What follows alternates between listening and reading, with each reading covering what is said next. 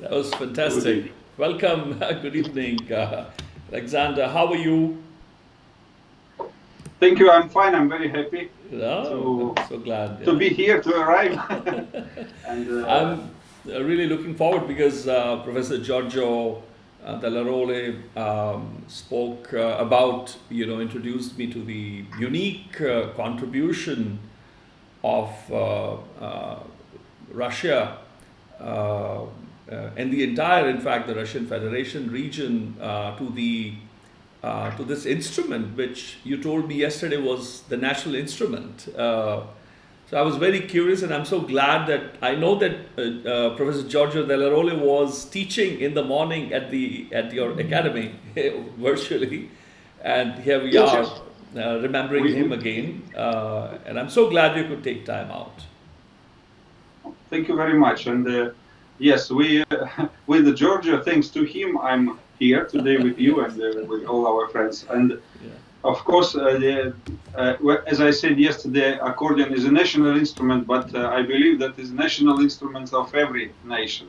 Yeah. And of course, we have our own rich history, and it's strongly connected to our history of USSR, which is now many countries.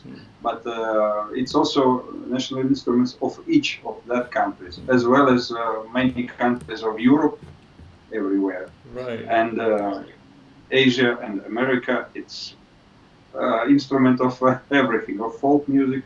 And now I'm trying to do like my teachers taught me, to make a classical music performances and to support and to develop contemporary accordion music.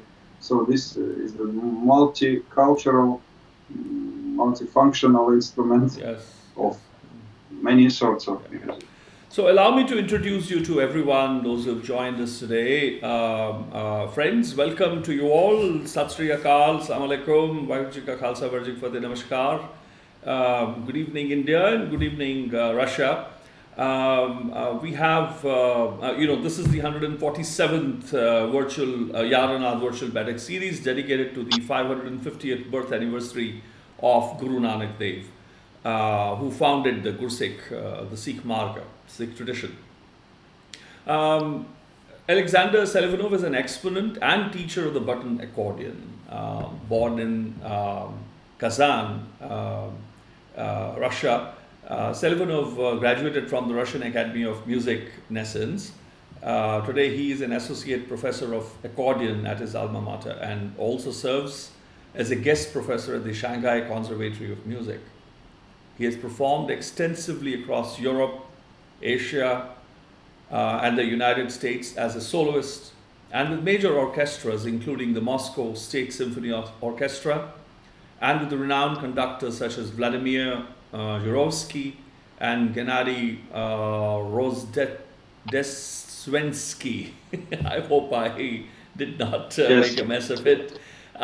Thank you for that confirmation. Selivanov has won first prize in accordion competitions across Europe, including the Coupe Mondiale, Klingenthal, and Castelfidardo competitions. He now serves on the jury of such competitions and has gone on to see many of his students win international competitions. Selivanov serves as chairman of the music committee of the Confédération Internationale du Accordéonistes, works with charitable foundations working in the field of culture, such as New Names, and has organized festivals including Italians in Russia. And I'll now introduce you in my mother tongue, which is Punjabi. दोस्तों ते मेरे जानी दुश्मनों मित्रों, आज मेरी खुशनसीबी है, आज असी हमवार तक हो चुके हैं अलेक्जेंडर सेलिवनोव नाल, जो कि नुमाइंदे हनगे वड्डे दुनिया दे विच और उस्ताद हनगे, टीचर हनगे बटन अकॉर्डियन, जो आज तुसी देख लिया है बटन्स ने ਇਹਦੇ ਉੱਤੇ ਕੀਜ਼ ਨਹੀਂ ਹਨਗੀਆਂ ਜਿੱਦਾਂ ਵਾਜੇ ਦੇ ਉੱਤੇ ਹੁੰਦੀਆਂ ਨੇ, ਜਾਂ ਆਮ ਜਿਹੜਾ ਅਕॉर्डियन ਹਿੰਦੁਸਤਾਨ 'ਚ ਕਾਫੀ ਮਸ਼ਹੂਰ ਰਿਹਾ ਹੈ। ਇਹ ਕਜ਼ਾਨ ਰਸ਼ੀਆ 'ਚ ਜਨਮੇ ਨੇ, ਇਹਨਾਂ ਨੇ ਰਸ਼ੀਆ ਦੀ ਜਿਹੜੀ ਅਕੈਡਮੀ ਹੈਗੀ ਬਹੁਤ ਇੰਪੋਰਟੈਂਟ ਮਿਊਜ਼ਿਕ ਦੀ, ਉਹ ਨੈਸਨਸ ਕਰਕੇ ਉੱਥੋਂ ਇਹ ਪੜ੍ਹੇ ਨੇ, ਉੱਥੇ ਹੀ ਹੁਣ ਇਹ ਅਧਿਆਪਕ ਵੀ ਹਨਗੇ, ਐਸੋਸੀਏਟ ਪ੍ਰੋਫੈਸਰ ਹਨਗੇ ਅਕॉर्डियन ਦੇ, ਔਰ ਗੈਸਟ ਪ੍ਰੋਫੈਸਰ ਦੇ ਵਜੋਂ ਸੇਵਾ ਨਿਭਾਉਂਦੇ ਨੇ ਸ਼ੰਘਾਈ ਕਨਜ਼ਰਵੇਟਰੀ ਆਫ ਮਿਊਜ਼ਿਕ ਦੇ ਵਿੱਚ। ਇਹਨਾਂ ਨੇ ਯੂਰਪ, ਏਸ਼ੀਆ ਅਤੇ ਯੂਨਾਈਟਿਡ ਸਟੇਟਸ ਵਿੱਚ ਏਕਲ ਵਾਦਨ ਵੀ ਪੇਸ਼ ਕੀਤਾ, ਅਤੇ ਵੱਡੇ ਜਿਹੜੇ ਮੇਜਰ ਆਰਕੈਸਟਰਾਜ਼ ਨੇ ਉਹਨਾਂ ਦੇ ਨਾਲ ਵੀ, ਉਹ ਖਾਸ ਕਰਕੇ ਜਿਹਦੇ ਵਿੱਚ ਮਾਸਕੋ ਸਟੇਟ ਸਿੰਫਨੀ ਆਰਕੈਸਟਰਾ ਹੈ ਉਹਦੇ ਨਾਲ, ਔਰ ਵੱਡੇ ਜਿਹੜੇ ਕੰਡਕਟਰ ਨੇ ਇਹ ਵਲਾਦੀਮੀਰ ਜੁਰੋਸਕੀ ਵਰਗੇ, ਗੈਨਾਡੀ ਰੋਡੇਸਟਵੈਂਸਕੀ ਵਰਗੇ ਜਿਹੜੇ ਵੱਡੇ ਨਾਮ ਨੇ, ਉਹਨਾਂ ਦੀ ਕੰਡਕਸ਼ਨ ਦੇ ਅਧੀਨ ਇਹਨਾਂ ਨੇ ਪੇਸ਼ਕਾਰੀਆਂ ਕੀਤੀਆਂ ਨੇ, ਬਹੁਤ ਨਾਮਨਾ ਖੱਟਿਆ, ਇੱਜ਼ਤ ਇਹਨਾਂ ਨੇ ਕਮਾਈ ਹੈ। ਇਹਨਾਂ ਨੇ ਪਹਿਲਾ ਇਨਾਮ ਜਿੱਤਿਆ ਸੀ ਅੰਤਰਰਾਸ਼ਟਰੀ ਜਿਹੜਾ ਅਕॉर्डियन ਦਾ ਕੰਪੀਟੀਸ਼ਨ ਸੀ ਯੂਰਪ ਦੇ ਵਿੱਚ, ਜਿਹੜਾ ਕੋਪਾ ਮੁੰਡੀਆਲੇ ਹੁੰਦਾ ਹੈਗਾ ਉਹਦੇ ਵਿੱਚ ਕਲਿੰਗਨਥਾਲ ਔਰ ਕਸਟਲਫਿਦਾਰਦੋ ਕੰਪੀਟੀਸ਼ਨ ਜਿਹੜੇ ਹੁੰਦੇ ਨੇ ਇਹਨਾਂ 'ਚ ਅਵਲ ਦਰਜੇ 'ਤੇ ਰਹੇ। ਇਹ ਬਹੁਤ ਮਾਇਨਾ ਰੱਖਦੇ ਨੇ ਜਿਹੜੇ ਕੰਪੀਟੀਸ਼ਨ ਹੁੰਦੇ ਨੇ ਦੁਨੀਆ ਦੇ ਵਿੱਚ, ਪਿਆਨੋ ਦੇ ਹੁੰਦੇ ਨੇ, ਓਪੇਰਾਜ਼ ਦੇ ਹੁੰਦੇ ਨੇ, ਅਕॉर्डियन ਦੇ ਵੀ ਹੁੰਦੇ ਨੇ। ਅੱਜ ਕੱਲ੍ਹ ਹੁਣ ਕੁਛ ਵਰਿਆਂ ਤੋਂ ਇਹ ਐਜ਼ ਏ ਜੱਜ ਵੀ ਜੂਰੀ ਦੇ ਵਿੱਚ ਵੀ ਬਹਿੰਦੇ ਨੇ ਇਹਨਾਂ ਇਹੋ ਜਿਹੇ ਅੰਤਰਰਾਸ਼ਟਰੀ ਮੁਕਾਬਲਿਆਂ 'ਚ, ਜਿਨ੍ਹਾਂ ਵਿੱਚ ਇਹਨਾਂ ਦੇ ਆਪਣੇ ਕਈ ਸ਼ਾਗਿਰਦ ਜਿਹੜੇ ਨੇ ਉਹ ਅੰਤਰਰਾਸ਼ਟਰੀ ਮੁਕਾਬਲੇ ਜਿੱਤ ਚੁੱਕੇ ਨੇ। ਇਹ ਚੇਅਰਮੈਨ ਹੈਗੇ ਨੇ ਮਿਊਜ਼ਿਕ ਕਮੇਟੀ ਦੇ ਕਨਫੈਡਰੇਸ਼ਨ ਇੰਟਰਨੈਸ਼ਨਲ ਕਨਫੈਡਰੇਸ਼ਨ, ਜਿਹੜੀ ਅਕॉर्डियन ਜਿਹੜੇ ਵਜਾਉਂਦੇ ਉਹਨਾਂ ਦੀ ਹੈ, ਔਰ ਕਈ ਚੈਰੀਟੇਬਲ ਆਰਗੇਨਾਈਜੇਸ਼ਨਸ ਦੇ ਨਾਲ ਕੰਮ ਕਰਦੇ ਨੇ ਵਿਰਾਸਤ ਦੀ ਸਾਂਭ ਵਾਸਤੇ, ਖਾਸ ਕਰਕੇ ਜਿਹਦੇ ਵਿੱਚ ਨਿਊ ਨੇਮਸ ਹੈਗੇ, ਅਤੇ ਇਹ ਇਟਾਲੀਅਨਸ ਐਂਡ ਰਸ਼ੀਆ ਨਾਮਕ ਵੱਡਾ ਜਿਹੜਾ ਫੈਸਟੀਵਲ ਹੈਗਾ ਉਹ ਵੀ ਇਹ ਆਯੋਜਿਤ ਕਰਦੇ ਨੇ। ਇਹਨਾਂ ਦੇ he has studied, and I'll be talking to him later during the conversation. He studied with some of the outstanding world-famous accordion composer and professor Vyacheslav Semyonov ਵਰਗੇ ਵੱਡੇ ਜਿਹੜੇ ਇਸ ਵੇਲੇ 75 ਸਾਲ ਦੀ ਉਮਰ ਹੈਗੀ ਉਹਨਾਂ ਦੀ, ਉਹਨਾਂ ਨਾਲ ਵੀ ਮੈਂ ਕੋਸ਼ਿਸ਼ ਕਰਾਂਗਾ ਕਿਸੇ ਵੇਲੇ ਗੱਲਬਾਤ ਕਰ ਸਕੀਏ। So he studied with one of the greats of the 20th century. And even now, I mean, we are so fortunate to have him. I've watched his videos, especially his 1997 concert in Michigan. I think it was extraordinary when he was maybe, it is around 50, middle age. It was outstanding. And Alexander has had the fortune of studying from him. And under whose direction, he is what it is, and he, acknowledges and remembers his professor very beautifully. It's eye-watering to hear him speak about his teacher. So let's begin our conversation. So thank you so much again. Welcome to you again, Alexander, to India virtually, to New Delhi. Thank you. Moscow to New Delhi. Big pleasure. I have an intimate relationship. I have not told you this with Moscow. In 1974, my father was in the Indian Air Force. So he was one of the surface-to-surface missile instructors for the Indian Air Force. So he had to go to Moscow to do his course. And I jumped into his suitcase, and I was very little. And my mother and my brothers, they had to take me out because I would not just let my father go. So that was when I really went, and my father brought a plane for me, and I wanted to be a pilot. I became a pilot, and I renounced my flying career. So that's my relationship with Moscow. So you have a long story. I have a story, yes, and I have photos of my father in Moscow. I mean, when they would go out. In fact, I have a camera called Kiev. My dad brought. Can you imagine? Yes, it was really famous. Yes. It was I have a very intimate relationship with Moscow through my dad. So I'm glad to virtually travel to Moscow and to invite you virtually to New Delhi. It will be my greatest pleasure. I've never been in India. And well, we have to change that. I've never been to Moscow too. I have to come as a promise to my dad. I really want to go and see where he studied even. And so tell us about what you played when you began. I'm amazed by the idea of the buttons. Can you tell us about the scale, how the scale works on this fantastic instrument? Yes, I can tell. I try to tell about everything, but shortly. And please stop me or help me. Don't worry. Don't. Yes. Without opening the instrument, don't open it. I play button accordion. We call it bayan. It's a traditional name, Russian name of such type of accordion, because we have many different types of folk accordions, diatonic accordions. I see. We have piano types, also different sort of piano diatonic and piano chromatic, like forte piano. And this button type developed in the end of 19th century. And then this exact system came to Russia, or even was, some scientists said, invented in Russia this type of a button accordion in the beginning of 20th century. It was so popular. And when in the 1920s, Soviet government was taking care about national culture, and in all forms, about singing, about songs, dances. They also tried to support the instruments which Russian people, all nations of Soviet Union, used to play for their music. And accordion was one of that specific instrument which became popular through all 19th century in every region of Soviet Union. From capitals like St. Petersburg and Moscow, immediately arrived to Middle European Russia, then crossed mountains of Ural, came to Siberia, came to south regions in Russian Asia and in Caucasus Mountains. So it was everywhere and adapted for every specific culture. I see. Specific region.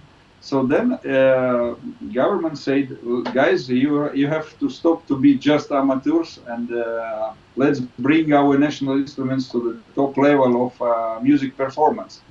And it started in 1930s, but especially after the Second World War, in the end of 40s and later, we started to have a high education, musical education in high schools and music conservatories in the level of pianists and violinists and singers. In the very beginning with the same professors. We had no professional professors of accordion. I see. But my teachers like Semyonov, they were lucky because they had teachers who was famous organ players or symphony conductors or musicologists who knew a lot, everything about music, and everything they knew they gave to our simple instrument of that time. But in fact, it was not so simple because it was ready to play all kind of music. Transcriptions from symphony music, European classic, modern music.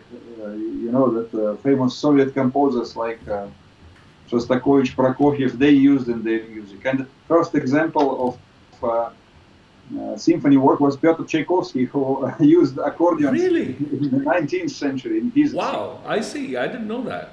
Oh. Yes, I even have, you can see that small instruments there. Yeah, I was It curious. was a special, No, don't move. I can project, see. We can see. Yeah, don't move the camera. special project to play that music, Oh, I symphony see. suite by Tchaikovsky for orchestra. So we tried to rebuild original accordions of Tchaikovsky time. I see. I see. Yes. So then, in the middle of 20th century, we started to develop our academical art of accordion performance, but based on our folk roots. So main repertoire was folk music of Russia, Ukraine, Belarus, Kazakh, Tatar, Caucasus, all regions. And it was also, since very beginning, combined with classical repertoire. Accordionists started to play music of Johann Sebastian Bach, of Viennese classical composers like Haydn, Mozart, and romantic composers like Mendelssohn and Schubert, and later Tchaikovsky, Rachmaninoff, till classical composers of 20th century. And the instrument was already developed enough to play symphony music or piano music, arrangements of Ferenc Liszt etudes, or organ works, greatest works of Bach or César Franck, or late organ composers. Then it was also able, they started to play everything practically, what was possible. Maybe sometimes was not in very correct way, but we took a lot of repertoire. We created our own concert repertoire, but basement, the fundamental thing was our folk music. Many players started to be composers, not very professional, but they arranged folk tunes, dances, songs for accordion solo and in ensembles and in orchestras, Russian folk instrument orchestras. So this was the example, one of famous arrangements of Russian folk tune called Meadow Duck, I think. Yeah, it was very typical.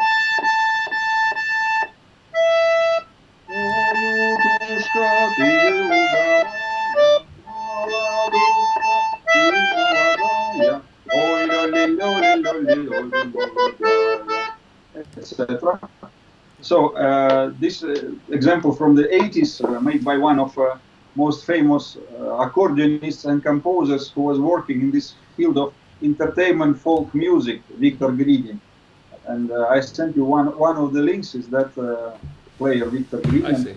He's still maybe most well known as a player and the composer of this light style Soviet folk music. I see. Let's say. So it was. I decided it was good for introduction because it's something special which describes Russian accordion, bayan, as a first. Then we have many things to say, and I will try to speak and more. Is it possible to see the one that was that reconstructed accordion? How is the sound? What is the limit? Is it do you play it also, or is it different because it doesn't have buttons? Oh yes, it has buttons, but oh, I see. You have the other one. Oh, fantastic.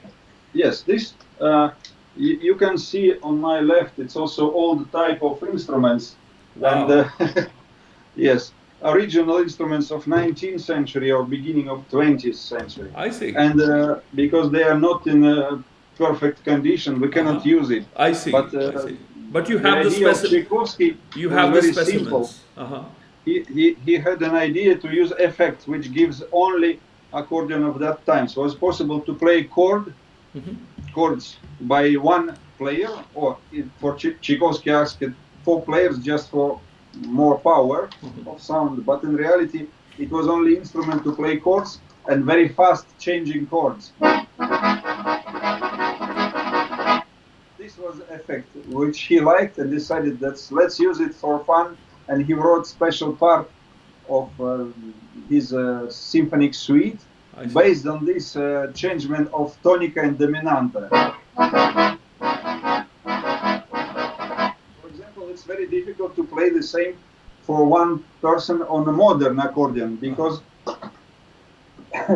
here we have the same sound when we open and when we close. So to play this, we have to use fingers and change every time. So it's big work now. We can play 2 notes or 3, but much slower. And we need 4 players to play just one chord, which originally had to be 4 people playing 4 chords the same. So that's why it was my idea to construct. This is it. Play, it's fantastic. Just show us the sound. Yeah, it's fantastic. But construction of this instrument is very simple. We took is it normal. Wood? Is it wood? Yes, it's made in wood, made in Italy. Wow. And this construction is actually typical diatonic instrument of Italy, called saltarello or something like this. So it's for traditional dance and songs of Italy. Even now they have ensembles playing this sort of folk. We only changed direction of chords, because originally they have different directions. When they open, they have dominante. When they close, they have tonica.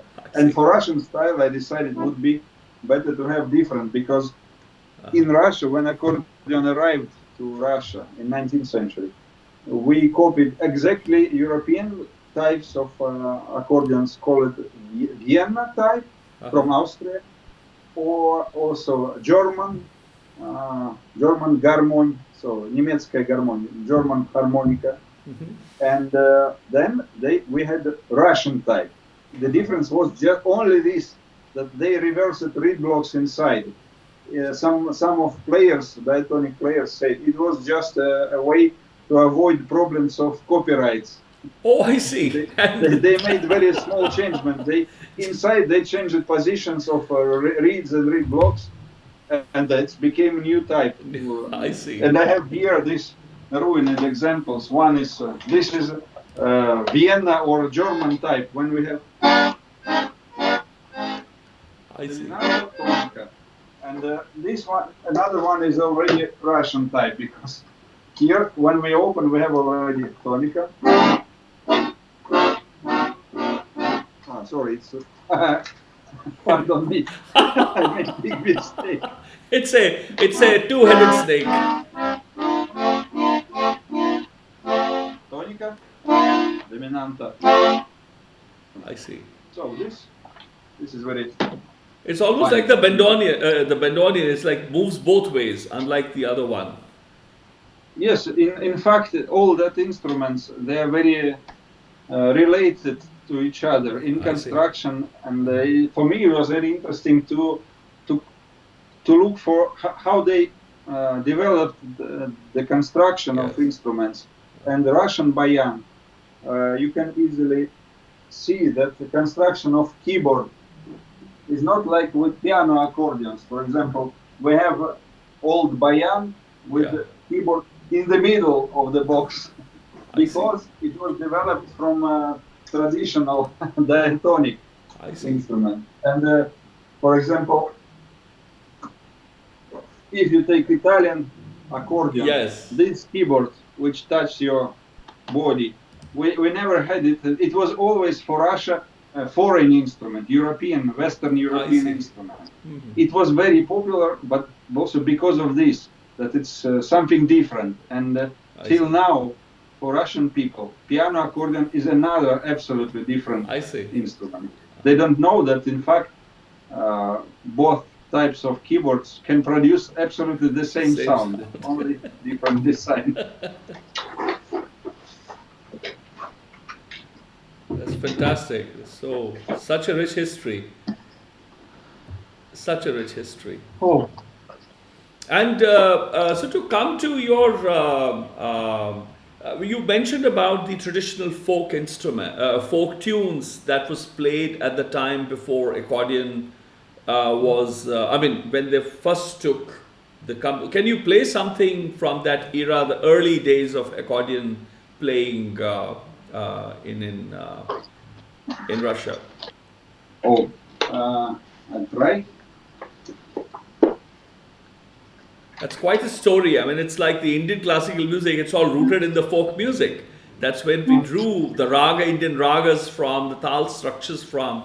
It's fantastic to see, like, within 150 years, the advent of another instrument from the folk. And now we've got Giorgio and you all working on playing Bach and, other top, Tchaikovsky and others on this instrument. That's quite actually fantastic to see. What I think, and I think I'm right, that when the accordion became popular and started to play folk music of that times, it was not folk music, real Asian folk music of Russia or other, because it was more popular music, songs of that time, singing, yes, in the villages or in the cities, but it was not touching the original folk, the deep folk with special harmonies, and because it was in Russia always developed in singing without instruments. I see. Instruments were always more for entertainment and more connected to the cities. I see. Towns with different people. But even till last 20, 30 centuries, our scientists, they were trying to analyze, to collect all this real traditional folk music. And it's very different. So accordion never been used to play music like raga, like in India, for example. I see. The Russian folk strings instruments, yes, they were living centuries in Russia. And they were used also to play something. But anyway, the best instrument for the original folk is a voice. And you can find records of choirs of all the ladies in the villages of 1920s or 50s where they sing songs, or academical style composers, professional composers who used that material, and they used symphony orchestras to imitate in some way, to use that material. For solo accordion was not easy, I think. And the accordion was quite simple instrument, and accordion was also creating a folk music of that time. It was big influence of accordion. Some of classical writers of 19th century, it was a gold period of Russian classical literature. I don't remember who said, oh, diatonic accordion is healing real Russian folk and creating something primitive. In fact, it was not. It was just parallel thing. And the accordion music and folk music was always more rich. They were connected with each other. Right. But I mean, what folk songs which I play, like this, or for example, another one, Ukrainian one. Till last years, it was easy to play. We were always playing Ukrainian folk songs. It's also not very old song, maybe from 20th or 19th century folk song. I see. Like this. The same composer, the same arranger.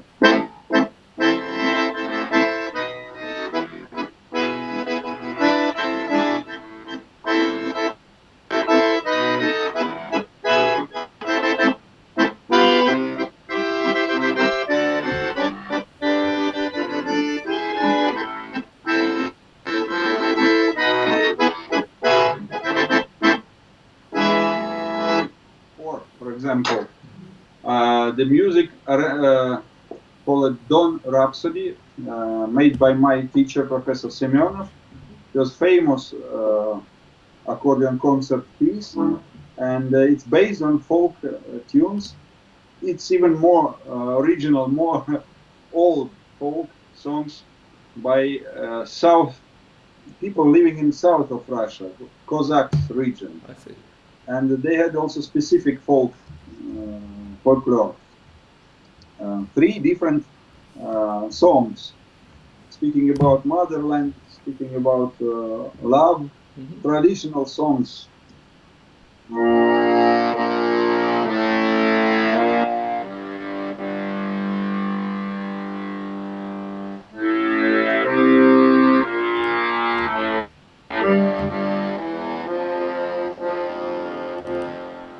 the choir of men's choir, Cossacks.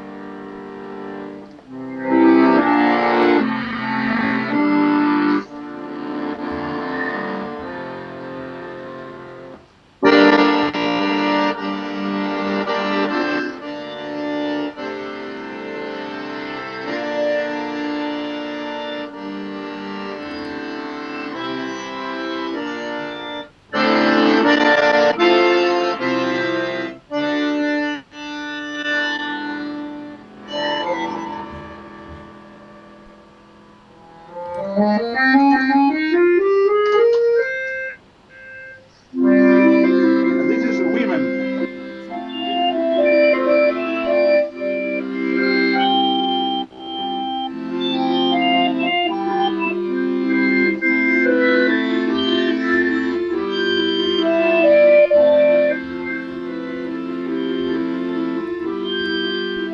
And all together.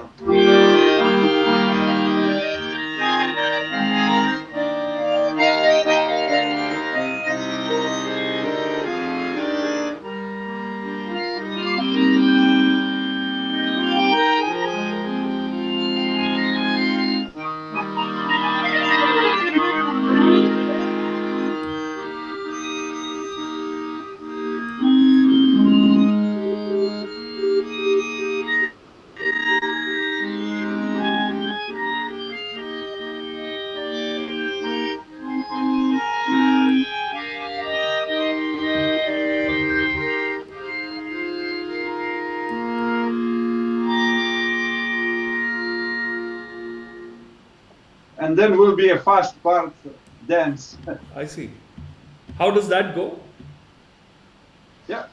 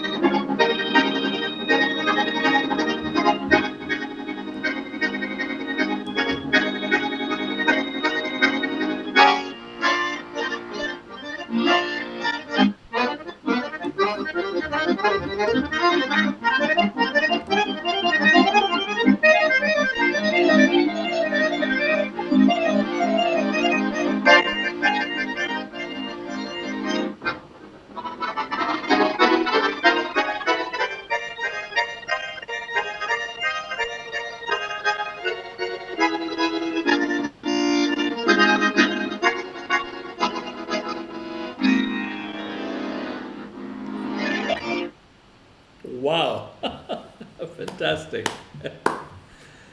And that's the dance part. My goodness. My goodness. What arrangement. It's also based on a famous song. I forgot the name now. Sorry, I cannot. After the performance to speak and think it's we have the person. We don't worry about the name. We have the song now. Fantastic. And this is from which region? Again, Ukrainian region, or this is from? No, this one is from South Russia. The Kazakh, you mentioned about yes, that. Kazakh region. Kazakh But region. Kazakhs, they were in many regions, starting from Ukraine and then South Russia, and then in Kazakhstan and far east of Russia. It was like a special. I cannot explain in English. I see. It was not a nation, but A region. people who were serving like in army to protect borders I see. of Russia from many centuries ago, and till the end of till the beginning of 20th century. I see. I see. So this is all original folk songs, arranged by professional composer and professional accordionist. This is the 19th century, work done in the 19th century, is it? Or the early 20th century? No, this work made by my teacher in this was 1970s. your teacher's work, yes. Yes, I yes, remember yes. now. You mentioned that, yeah. Oh, fantastic, really. And, yeah. Since 1920s or 30s till now, but especially till in Soviet times, this tradition to write arrangements, variations based on folk tunes, melodies was extremely popular. I see. So we had hundreds and thousands of published scores of these variations, and not all of it is interesting, but we have also this golden repertoire published and still performed, not so much like in the past, but for example, for me, it was important part of my education, and I still use it for my concerts, often with orchestras. This first intro I played, made by Victor Gridin. I love this music and that arrangements, and it's amazing. Often join the anniversary concerts every 5 years. I play with his old orchestra, which he founded, and it's a special culture of accordion music and performance. I like it very much. And for each country, they have their own special entertainment folk music adopted and developed by accordion. I like very much this, in my opinion, sort of folk music, which called for French, I don't know, variété, musette, French accordion musette. For me, it's very similar. It's just folk music, or music of Italian accordionists, their folk, or American style. But in America also there are many regions and many different, or fantastic music of Brazil, for example. I see. Can you share some? Yeah, go ahead. Finish your sentence, please. No. I mean that Brazil is like a Soviet Union of 1930s or 50s. They still love accordion, piano accordion, like we loved Russian bayan. It's real, their own native instruments. I see. They use accordion in every pop songs, in every bands or groups which nationally popular, arrive on national TV. And they have accordionists, old generation and young. They are like pop stars. We don't have it now in Russia. Accordion is still popular, and we have our heroes who rise to TV with an accordion, but it's nothing compared to Brazil, where when they can play, they can make a concert on stadium only for accordion music and accordion. Really? Wow. Yes. When 30,000 people will come to listen to accordion groups. Amazing. Yeah. It was also in Russia in the past, and still people love accordion. And yeah. Can you share some of the folk tunes, like the Italian and the French you've shared with us? The folk tunes. Is it something that comes to your mind? Some just to show the stylistics. Oh, I think I cannot play now. I need to prepare. I know. Okay, it's fine. I thought that if you could, I mean, it's all right. We'll do it another time. I can tell you names, and you can immediately we can. can. YouTube. Yeah. And Yeah, for friends, for example, like Jérôme Richard is a young, my age, talented button accordion player. He creates his music very easy. A lot of I see. valses and polkas, and it's a folk style, in my opinion. Or in Italy, Danilo Di Paolo Nicola, for example, button accordion player and diatonic player, fantastic, and he writes his own compositions. It's the best example of their own original style. I see. And if in Finland, for example, is also one of the countries where accordion is very popular, still popular, and also has some national color, very specific Finnish. They have special keyboard. They play button accordion, but the system is a little different. Is like European system, but not exactly. I see. Something different. And they write also their national music in their style. You know that in Russia was also popular, famous Finnish songs and polkas. For example, this. I sent you. I don't remember it right now. A moment. No. Sorry, I lost mind. So this Finnish polkas is extremely popular in Russia since Soviet times, or maybe before Soviet Union. And in Finland, they like very much slow, minor, sad Russian songs. I see. Yes, when we are crying, Finnish people also like to cry with our songs. There are several songs made in Soviet times or before, which they sing, they translate it, and they sing a lot and play with accordion. The same with us. So this we call Karelian Finnish polka, which in Finland they call just Karelian polka. From the region which now is Russia, but it was in the past part of Finland when Finland was inside of Russia. I see. So this mixed very much, and for example, I'm very happy that our neighbors, Finnish people. Yes, is something sad like that tune coming to your mind? Sorry? Is something of that kind coming to your mind? The one that was like sad, the one that you mentioned, that when we like to cry. Is there something that comes to your mind? No, I cannot. Yes, not sad, but minor songs. I see. So it's not something. Not something entertaining. Sorry, I broke my accordion. No, it's okay. It's something major, funny, but they like also something like this.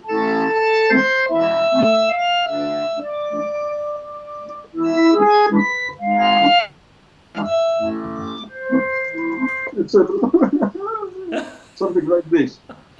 It's about tree waving on the wind. Why you tree waving on the wind? What's happened? You are thin tree, and why your head going down, etc. I heard it in some accordion events. I see. Playing and singing by Finnish players. Okay. Or and so on. But they are funny people in Finland. They have specific sense of humor. I like them very much. Once, if you will organize some online meeting with Finnish, it will be special. I see. Episode. I'd love to connect with someone who's a maestro there. And so about your teacher, Selivanov, tell us about his work. You mentioned that he took several compositions and did variations and others. One you've played. Tell us about your education, your association with him, how you began, because you were already playing before you came to Gnesins and study from him. Yes. Yeah. I can try to tell shortly about your main steps. How you started when you were 8 years. Actually, you were already performing. Very little. When you were very little, is it? So sorry again, very little. Oh, when you were about 8-9 years, you were already beginning to play. Is it? Tell us about Yes, yes. your No, journey. I started to play at the age of 7. Yes, seriously, maybe at 8, and it was 1987, I think, 86 or 87. It was normal in Russia when at the age of 7 you have to go to primary school, I see. but also you choose already from the beginning if you want to study something else. And music schools, system of primary music schools where we had only musical subjects in parallel with normal school. It was everywhere, and then for me it was very easy. My parents, my grandparents, they were pushing me to study accordion I see. because both my grandfathers, they were diatonic accordion players. Oh, And one of them said to my mother, "Bring him to music school. I give them accordion as a gift, as a present, if he will enter." So they did like this. It was in the end of 80s. So Still you were bribed into learning accordion, is it? yes. By your grandfather. So I was studying more or less successfully till the age of 15, I think, when I decided to continue as a profession and went to special musical college. But before at school, my school teacher of accordion was telling me, if you will practice good and you will enter to music conservatory, we will find a way to call greatest accordion teacher Professor Semyonov. I was living that time in a small town deep in Russia, but I had a book like accordion. Yes, who is who in accordion in Russia, and I was studying all these faces and pages and infos about them, and I knew that Semyonov is the greatest composer, and we played one or two simple pieces of him, and it was just a dream or fantasy to study with him. Do you remember what you used to play? Do you remember what you used to play at that time of his? Oh, in that time I played many pieces, different, already classical and folk, but for him I just played a little, and then I played his music only when I entered to Gnesins Academy. But his famous arrangement, probably the opus number 1, and Bulgarian suite based on folk tunes of Bulgaria. He plays it fantastic. And I sent you the link where he plays now. You said that, okay. And this Bulgarian suite is still extremely popular around the world. Of course, players who plays real traditional Bulgarian folk say, no, it's too primitive. But it was arrangement of very specific, very difficult to Northern European ears. This strong, difficult rhythm, polyrhythmic game. And this...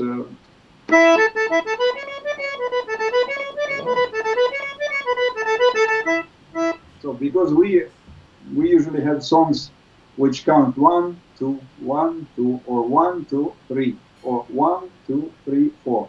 But when it's here, it's very easy for Indians maybe, but not for Slavic people. Or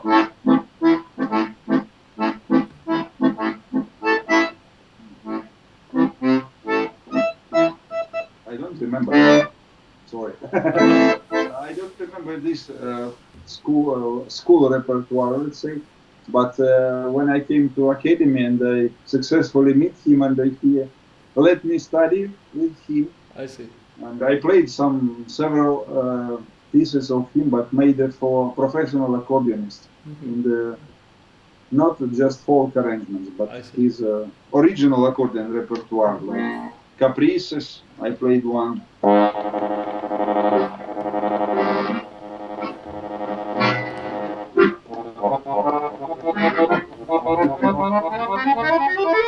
Etc. So it's quite hard music to listen. Or his arrangement of Johannes Brahms music called Brahmsiana.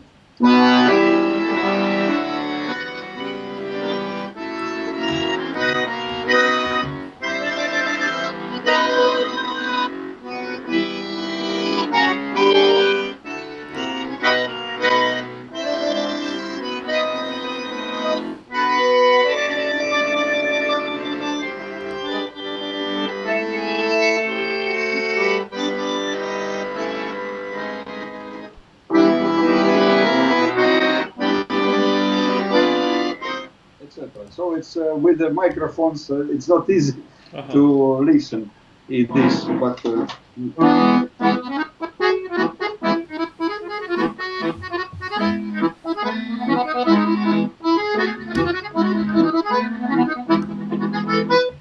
And he also wrote many pieces like a concerto for accordion and orchestra.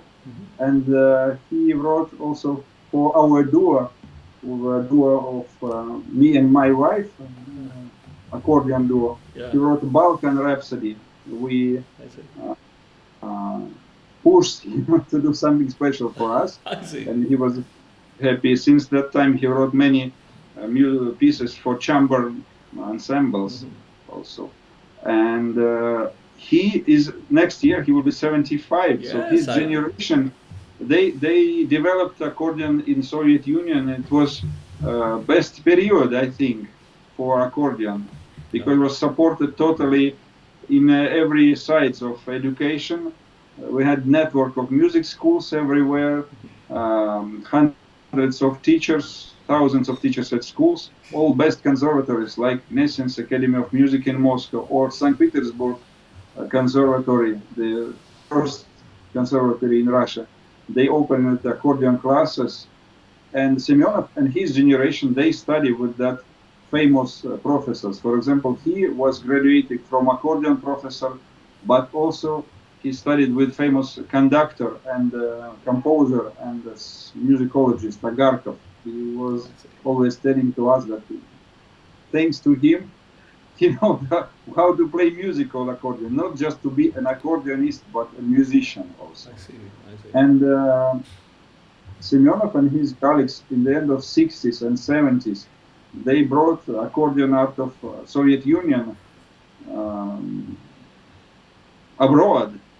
And that time it was the normal that all international competitions of accordions usually win by some Russian or Ukrainian Soviet players. Really? Yes. If you check the statistic, maybe just one of 5 years was some winner from Europe or from America, and the others are Soviet players. It was since end of 60s till end of 80s maybe. There was some period when it was not easy to travel from ex-Soviet Union to abroad, but now it's also situation similar like this, but all other national schools in Europe and in China and South Europe or in other countries, they developed their own accordion culture, academical style and also virtuosic entertainment style accordion schools.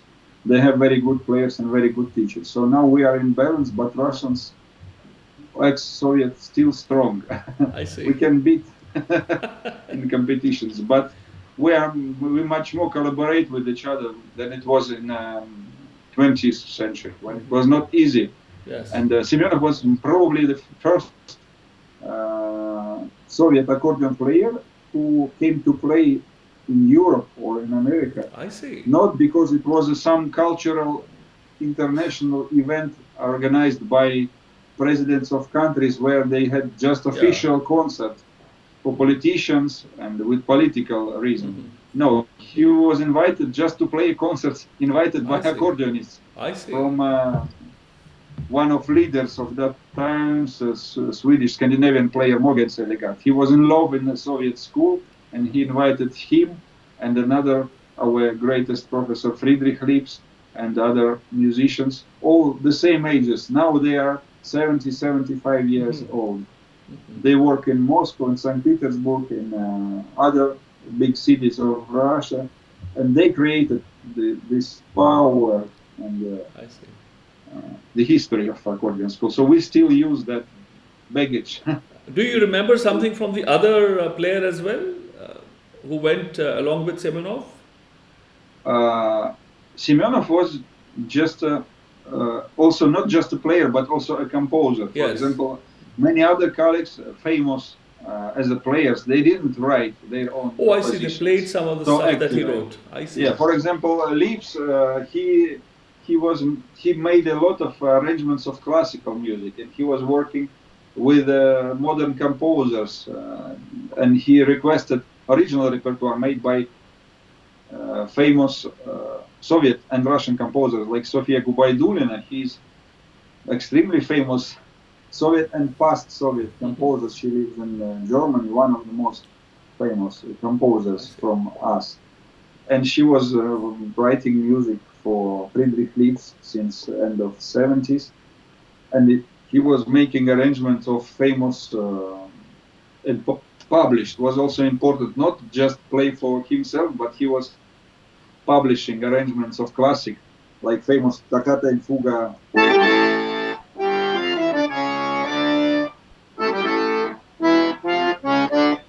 He was not the first one who played it. I'm sure many Soviet players before him and abroad also, many players in Europe or in America tried to play, but he published, his book was spread into all Soviet Union, and not just Bach, also arrangements of the 19th century classic or some not well-known classic, like I sent you also the video where he's young enough in the 70s playing arrangement of Spanish music, Isaac Albini's Asturia. Also, I played when I was 14, 13. I tried to play. Sure.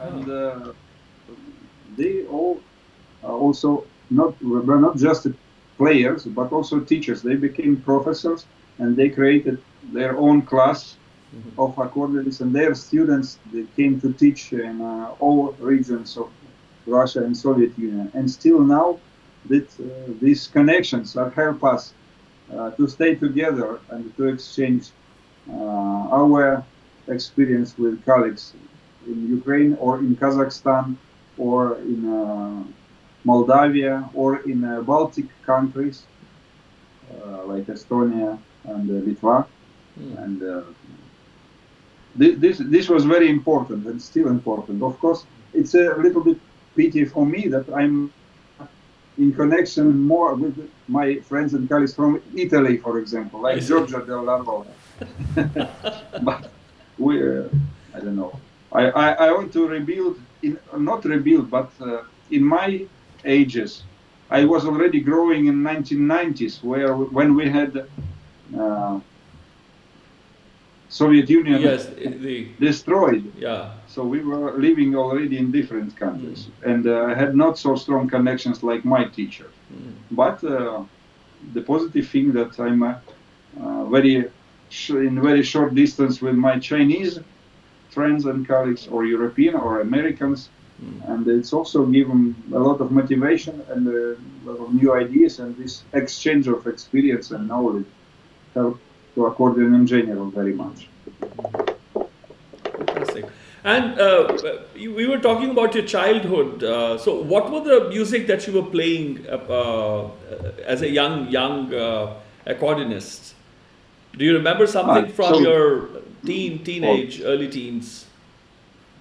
So when I started to play 7, I played very primitive songs, but it was mainly a pedagogical repertoire copied in some way from pianists. Oh, I see. So we all played. Can you show some simple, but some piano repertoire and some folk repertoire. I see. But not just folk. It was famous tunes of Soviet Revolution, Russian Revolution. I see. Beginning of. We all accordionists in Soviet Union, for example, they played this pedagogical repertoire. Like,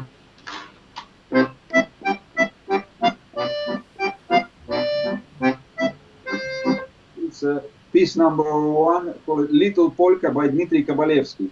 He was composer and he was a teacher and founder of Soviet system of musical education. This Little Polka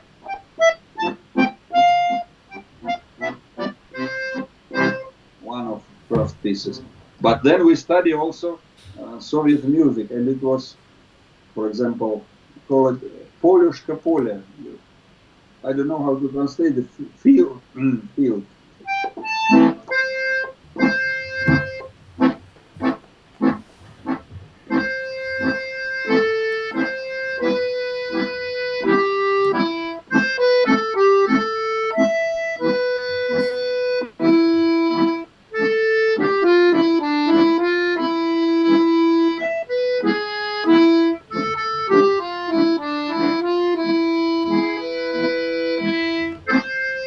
Etc. It's about revolution and citizen war, which was immediately after revolution, and was big tragedy for people of Soviet Union. And then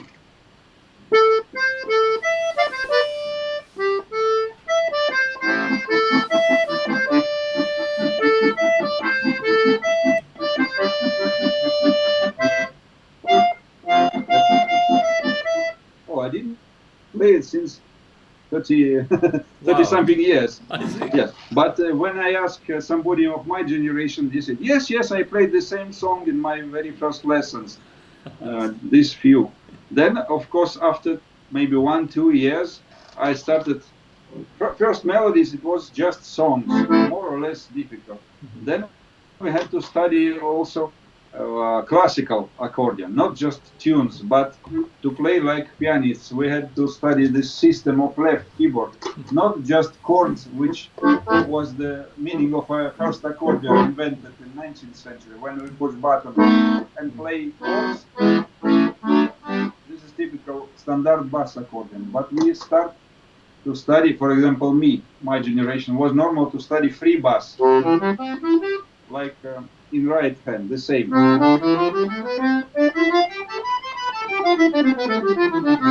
Like in normal education, we practice with scales and exercises. We play scales and arpeggios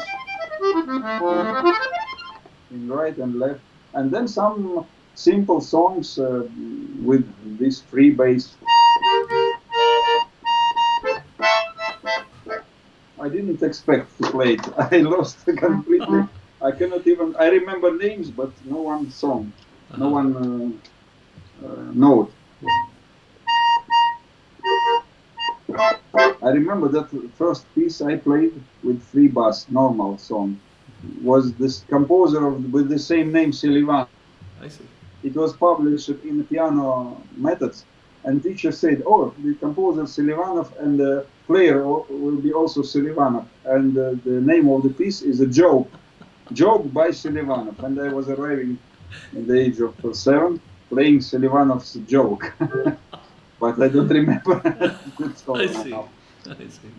So tell us about the practice. How do you practice this instrument? The scales, different exercises that you do when you teach, for example, and when students practice.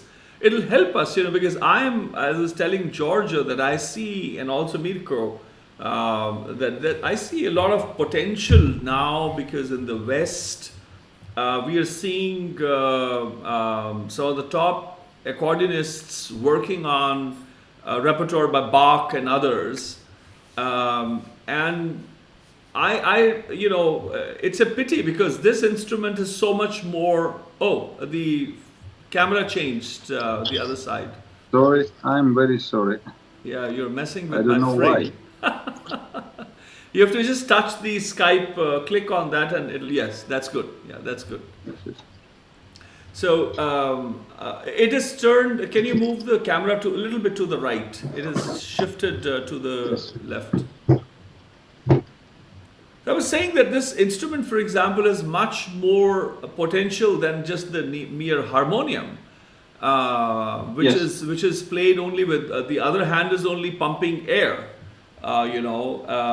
which is such a waste, because just pumping air, whereas here you have air which is by natural action. It is a lot of exercise. I saw that the one piece that you played for dance, Selivanov's work that's a lot of work. I mean, a lot of breast work, chest work, arms are pumping and pushing and inhale and exhale of the instrument. But I think this is much more potential, and I would want someone from here to explore playing the Indian raga system, some of the ancient repertoire and variations. Like I've just written variations, 49 variations, each of two compositions from the 16th century, late 16th century of Guru Arjan Dev's compositions. Actually, one of the 16th century and one of the early 15th century in two ragas, and 49, 50 variations that I've written, and rhythmic variations. They're very complex as such. So it'll be great, I mean, for us to see the actual scope of the instrument, both of the left and the buttons on the left and on the right. If you can share with us of how one begins to practice and how the speed is then worked, the finger strength is worked on and built. Would it be possible for you to share with us that, some of that? Yes, I can try, because this instrument, in some way, we have to do the same like pianists. The pianist, yeah. Or organ player, or string instruments players, because this instrument has both sides. In some way, it's very similar to keyboards, and because it has both sides, keyboards, yeah, two keyboards, yeah. Even three keyboards, because in left we have two systems: standard bass and free bass. Already two systems, and then here, especially piano accordion players, they have three different systems. I see. And this is the keyboard instrument, so we have to develop our technique by playing scales, exercises, double notes, chords, repetitions, and all sort of. We have to study in all range, from pianists, they play music with deep bass, with a lot of stronger and full chords, and with a melody from higher range to very low. The same we can do in accordion. All sort of music is possible to play in some way. Not 90%, 100% of classical music, but 90% is possible to play without big changements of, without losing any composer's idea. And so to develop this technique of playing, we have to follow nearly the same rules of piano school, for example. But one small detail, which in fact is not small, but it's a giant thing, because the sound we produce not by touching, how we touch, how we beat the button, but how we pull our bellow and bring wind. Yes. Yeah, wind, yes. Yeah, how we will work bellow, with this metal voice by wind. Yes. It should touch soft or hard. Everything depends of our bellows work. I see. And this is more connected to singing or to strings instrument. So this is the nature of accordion, more connected to voice or sings or wind instruments. And it's very important to study from very beginning how you pull bellow, how you control it when you start. Because, for example, if I push button, I have nothing, no sound, because I didn't pull my bellow. And to start the sound, I have to pull it with open button. This is the beginning, and this is the end. I stop to pull bellow, there is no sound anymore. If no bellow, will be just a noise.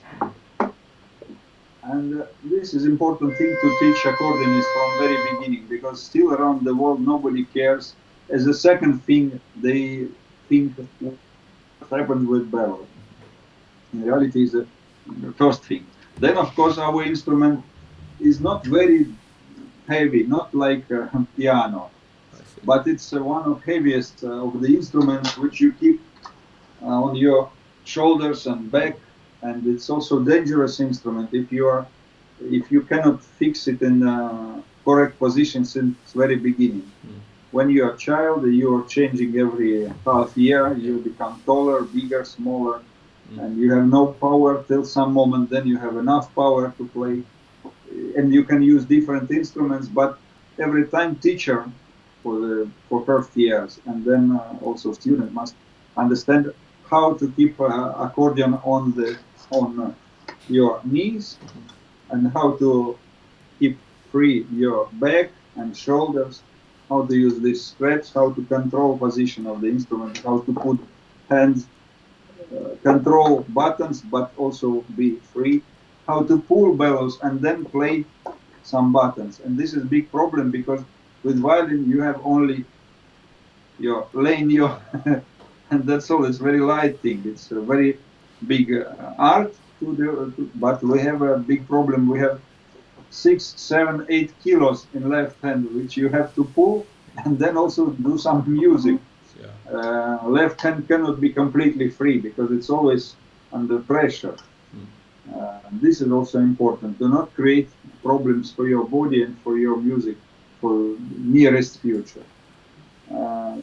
But to develop it, we create exercises. Exercises for fast technique, is scales in all tonalities and all sorts of fingers, because it's also special tradition and modern tradition and old traditions. We have to study as professionals all types of technique.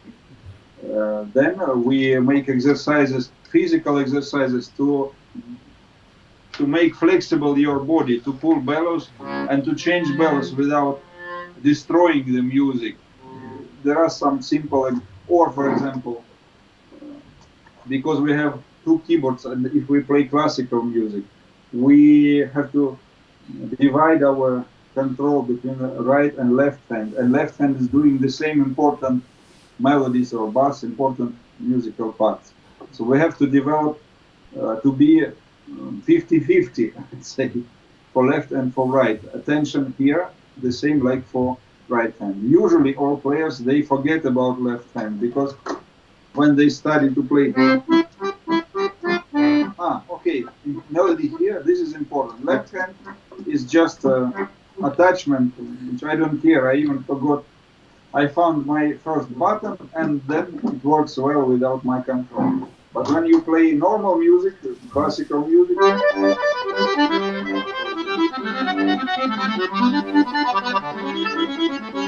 virtuosic in right, but then the same in left, etc. So you have to work with the same attention everywhere. And for this, we also create some special exercises to control articulation in left and right, like this legato, non-legato. So these Italian words we use for classical music, we have to develop this articulation in the same time, for right and for left. This is the way. And it's important for every steps, because when some students arrive to me in the Gnesin Academy at the age of 19, or a little younger or a little older, usually I have to bring them back to very basic things, and we start to play these exercises to check what's going on there. Because when they play huge repertoire, they probably forgot about quality of elementary things. Like in sport, to do something giant and enormous, you must be able to do every primitive thing perfect. And I practice next week. I go for master classes with the children, I think 7 and 15 years old. And I will work with them exactly with the same exercises like with my students, 19, 23 years old. And sometimes the children are more flexible and they easily learn these new things because they didn't collect problems of their technique. I don't need to destroy something to break their habits and the bad feeling. With the young children, it's easier in some way. And can you share the scales, if you can, with both hands? Can you demonstrate some of the scale exercises that you do? Yes, slow and fast, both. Yeah. Basic Do major, C major. So our instrument has chromatic scale, so normal semitones.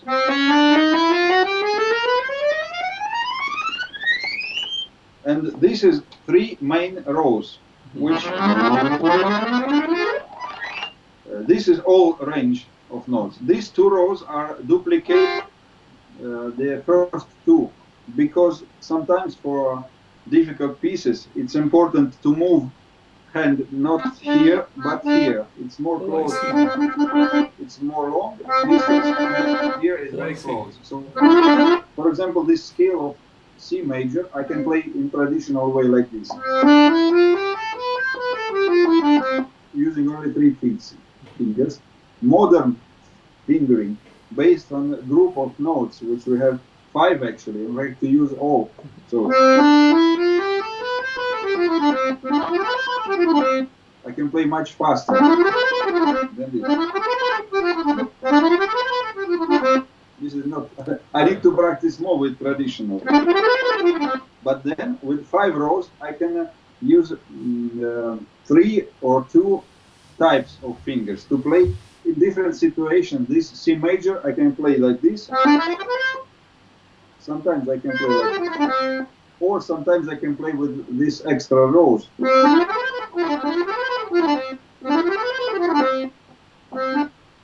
So this is the keyboard of right hand. The same in left. If we take free bass, we can play this C major.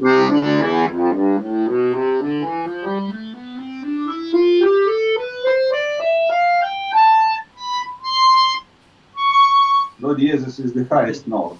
In this construction, in this model, I don't have independent voice, which in some models it has, where we have also 1 or 2 octaves higher voice, very high voice. So the range in left sometimes can be even more than for right hand.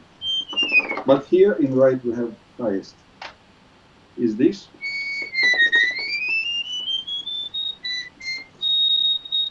C bemol.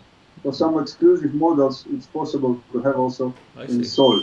But the artisan who made the reeds for my instrument, we decided to do just this is highest. And so we play this scale in left and right.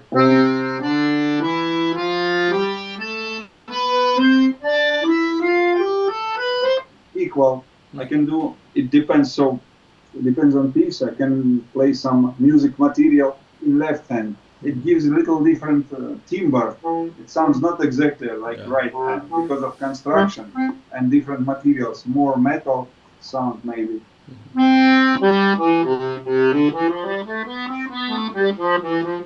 Also we have bass part, which never changed. This we have 2 rows, which plays only in 1 octave.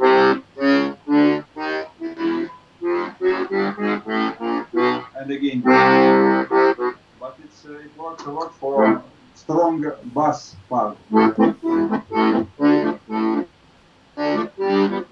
for standard bass, but also when I have free bass sometimes. Or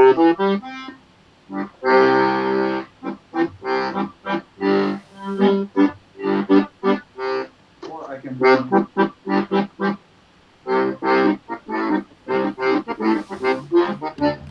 with standard bass, it's easy to create different types of accompaniment for entertainment music. It's much more easy than piano player has to move a hand and play chords with all fingers. For us, it's quite easy. We can play fast, and even we have some arrangements when they combine these standard chords. And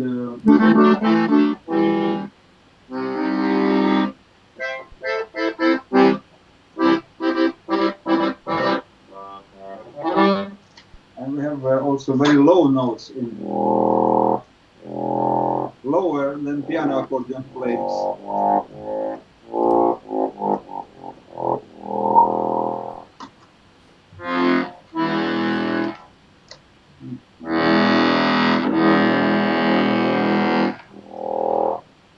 We can play many effects with button accordion type, especially like which modern composers like very much, sort of clusters, when a group of notes without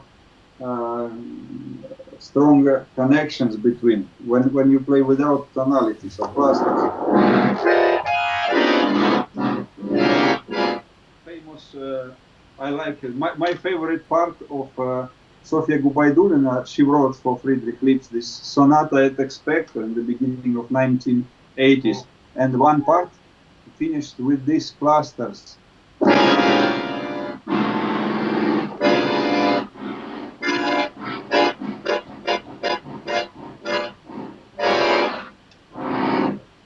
For pianists, it's not very easy to do the same. They use some special wooden sticks to cover big range. For us, it's just. Yeah. Then we have this system of registers. It's from like an organ, but we can push by fingers. For instrument like this, I have 4 sets of reeds, and I can combine all these 4, so maximum 15 combinations of these reeds. And I use fingers to change it. For example, La.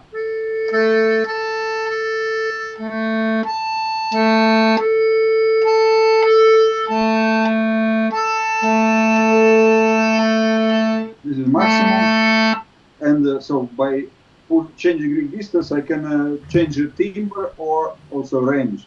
And I have, it's also specific technique of classical accordionists. They use switchers, which works with the chin. chins. Yeah.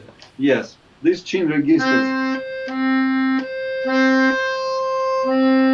And it was also used by modern composers when they like to play the same Gubaidulina piece, for example. It was. Moment. I find. For example, we have nothing. We change the cluster, we go up, but changing registers down, we always jump like to the previous part, which was very special effect.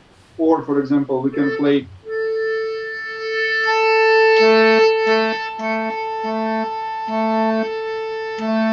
Sort of performance, playing by chin. I don't remember if some other instrument has this option. I don't think so too. To use. And yeah, then we have also some sort of sound effects when chin registers are not working completely. When one is not open yet and another one not yet closed, we have some sound with defects, which also modern composers, they like not clear, not pure sound, but something mixed with noise, destroyed sound. We can do.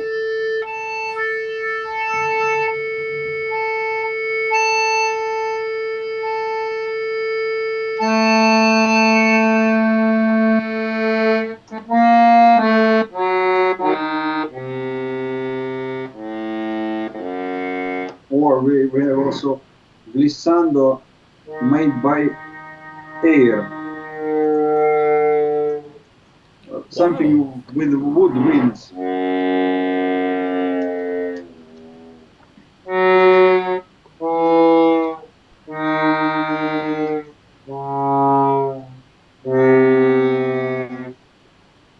Etc. etc. I see. We can work with bellows also in very specific thing. Like I played that arrangement of Semyonov, Don Rhapsody. In the end, we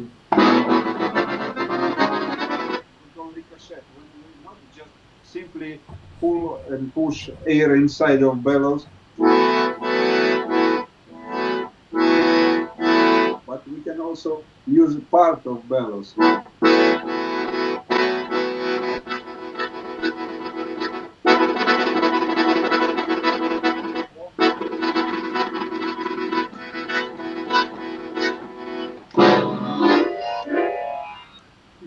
Wow. Very useful for contemporary music. Right. It's fantastic. What an introduction. And if you can share now with some of the different composers that have fascinated you, that you play, can you introduce us to some of the Russian composers and Soviet era composers and later? Yes, maybe You've spoken about some, but if you can now play some yes. for us. I'll try to start. We'll see what will happen with the composer. He died several years ago, Anatoly Kusekov. His music is extremely famous in the circle of professional academical players, especially young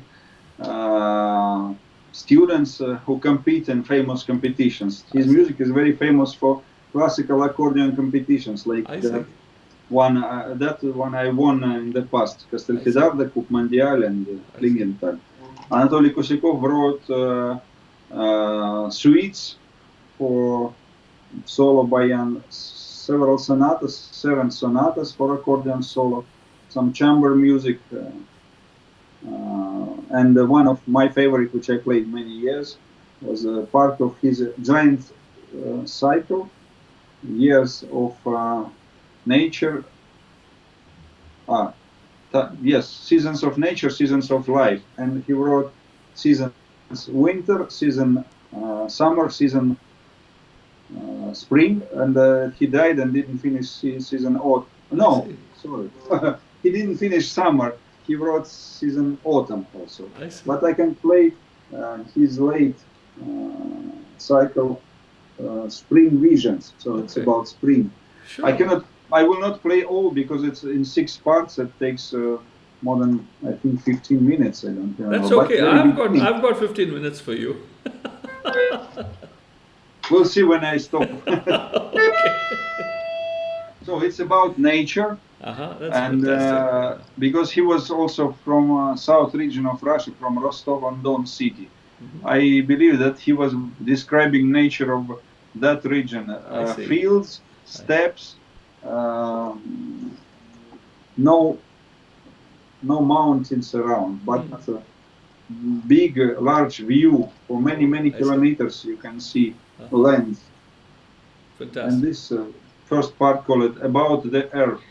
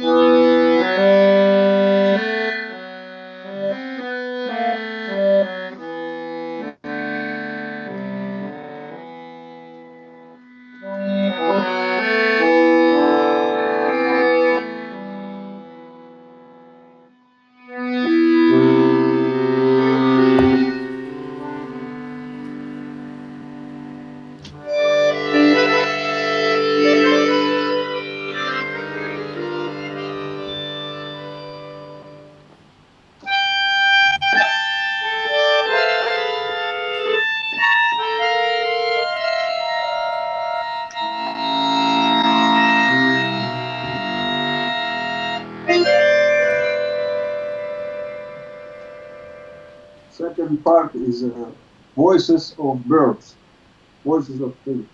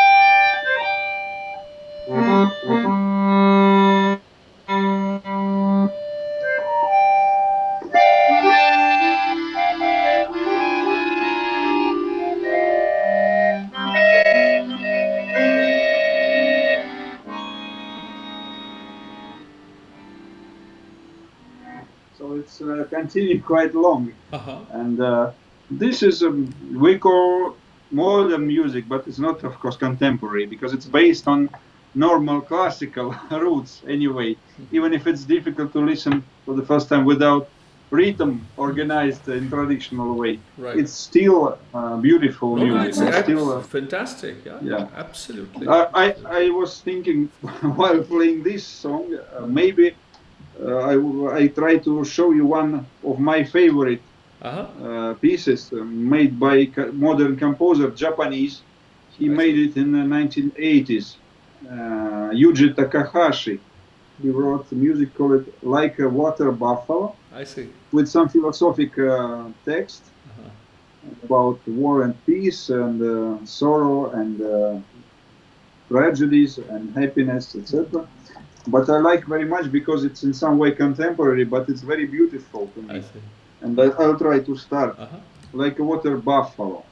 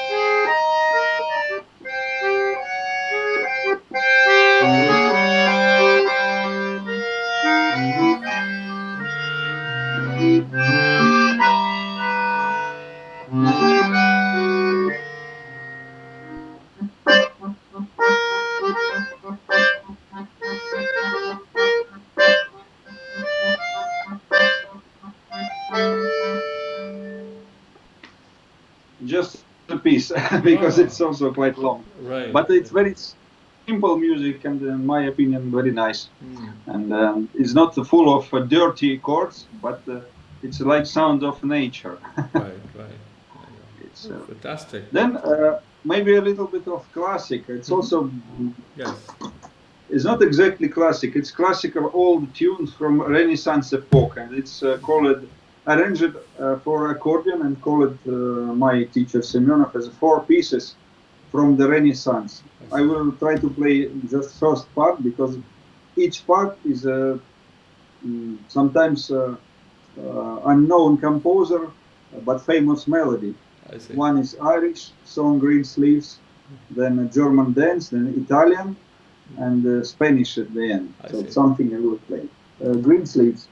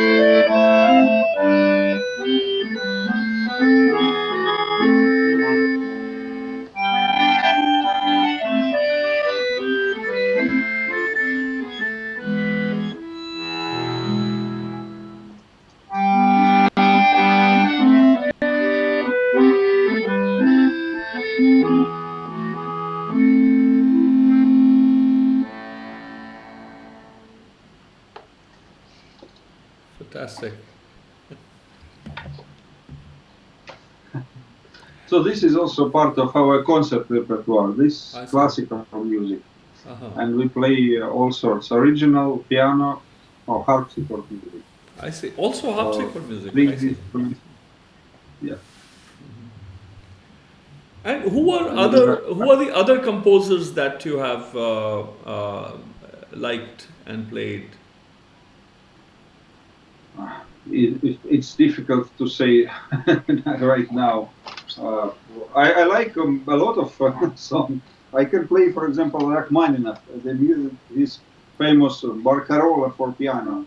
It's just he wrote it when he was very young in the end of 19th century, and it's a brilliant music, cantilena we call, but also virtuosic, and it's very fresh, always beautiful.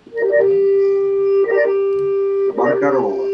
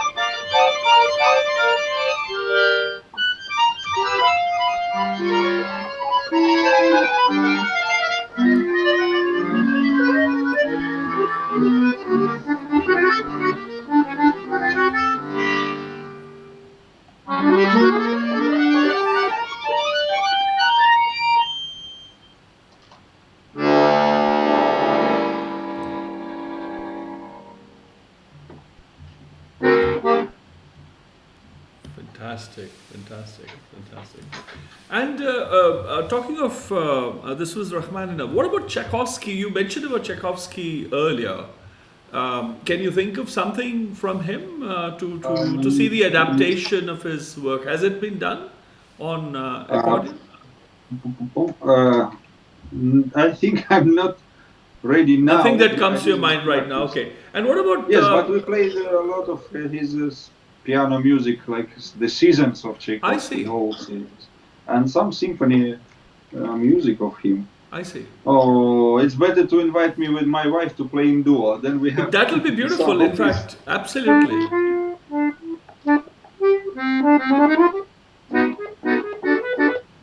This. But I can play just part of his march miniature without chords of. It's not full score. Okay.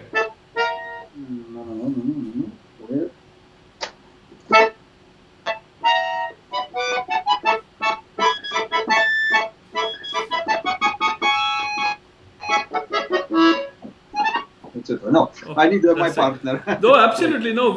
I wanted to. I thought of first inviting you both, but I thought I must speak with the lesser mortal, with the lesser half. Then we invite the better half. So if we come back to this arrangements of folk music, when the intro I played was Meadow Duck by Victor Gridian, and it's finished with very slow part. I can play next part fast.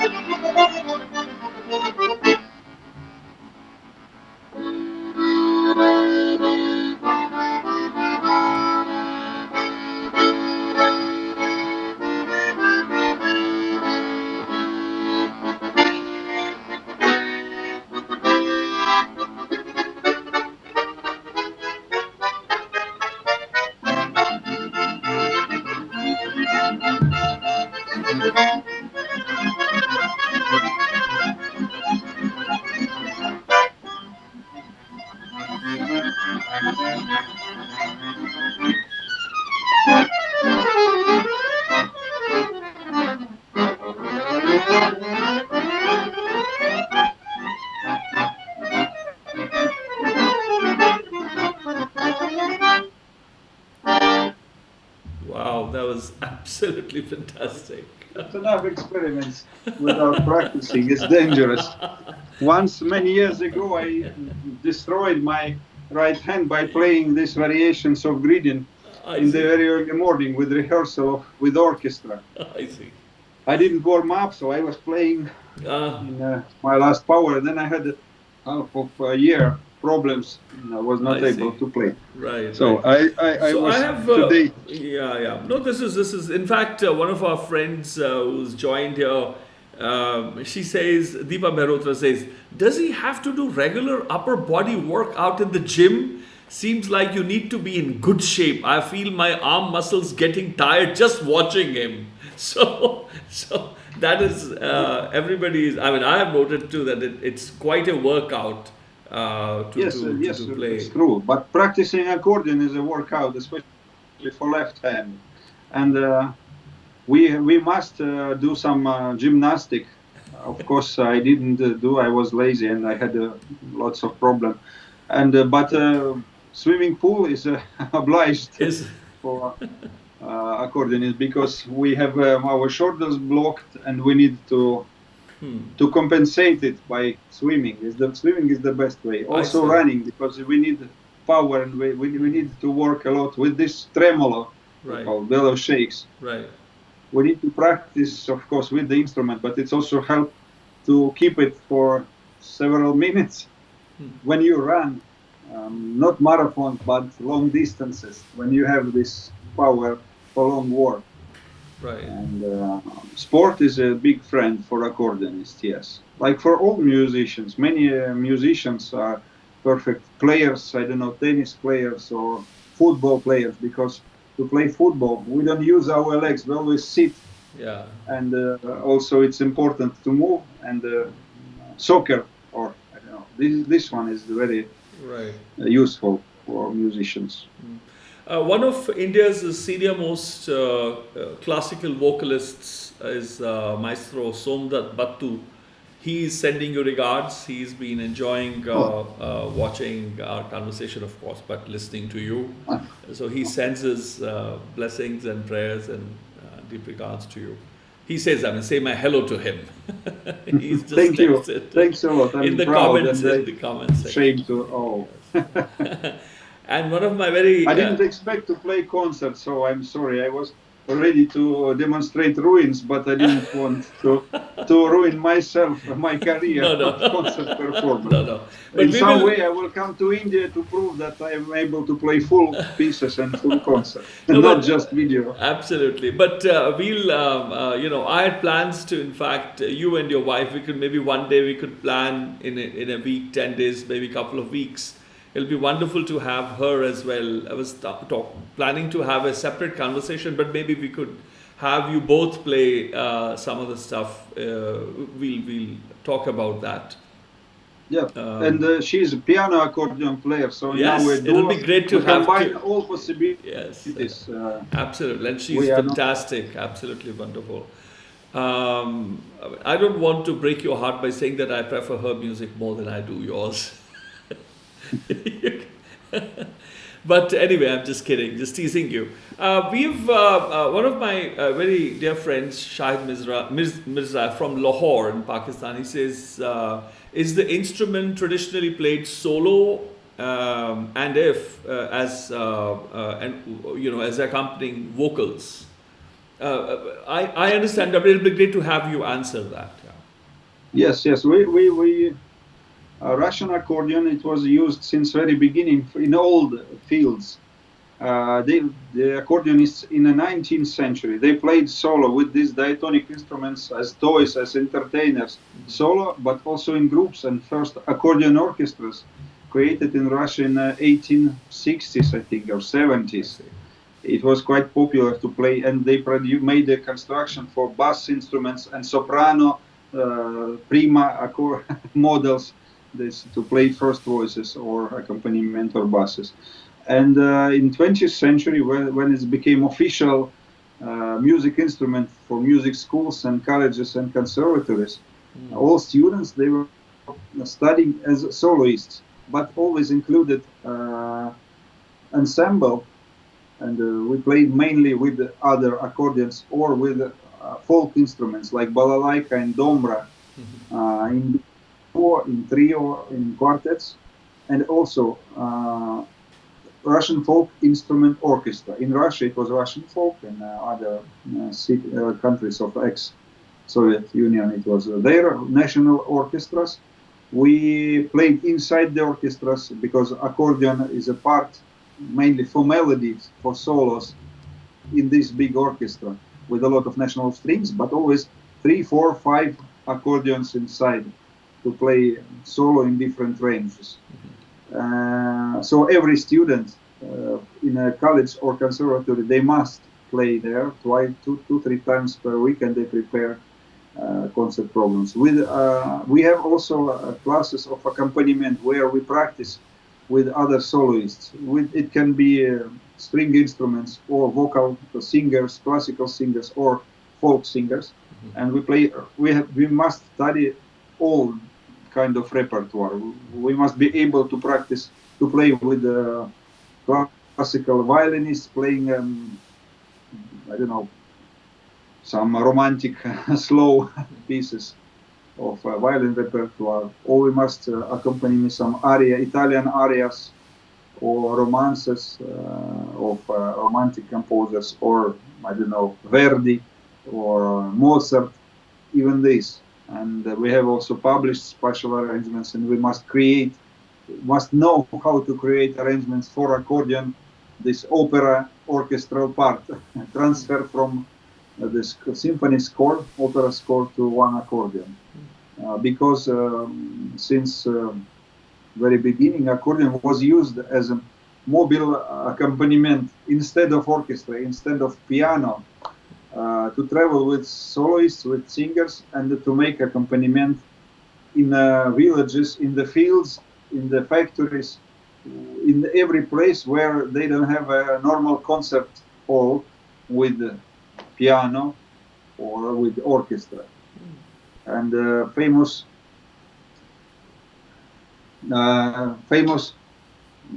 classical players like Rostropovich, for example, this greatest cellist of Soviet Union. He was playing when he was young. He played around all the Soviet Union, in every corner, in every small village, far in Siberia, for workers who was digging something in the deep inside of mountains.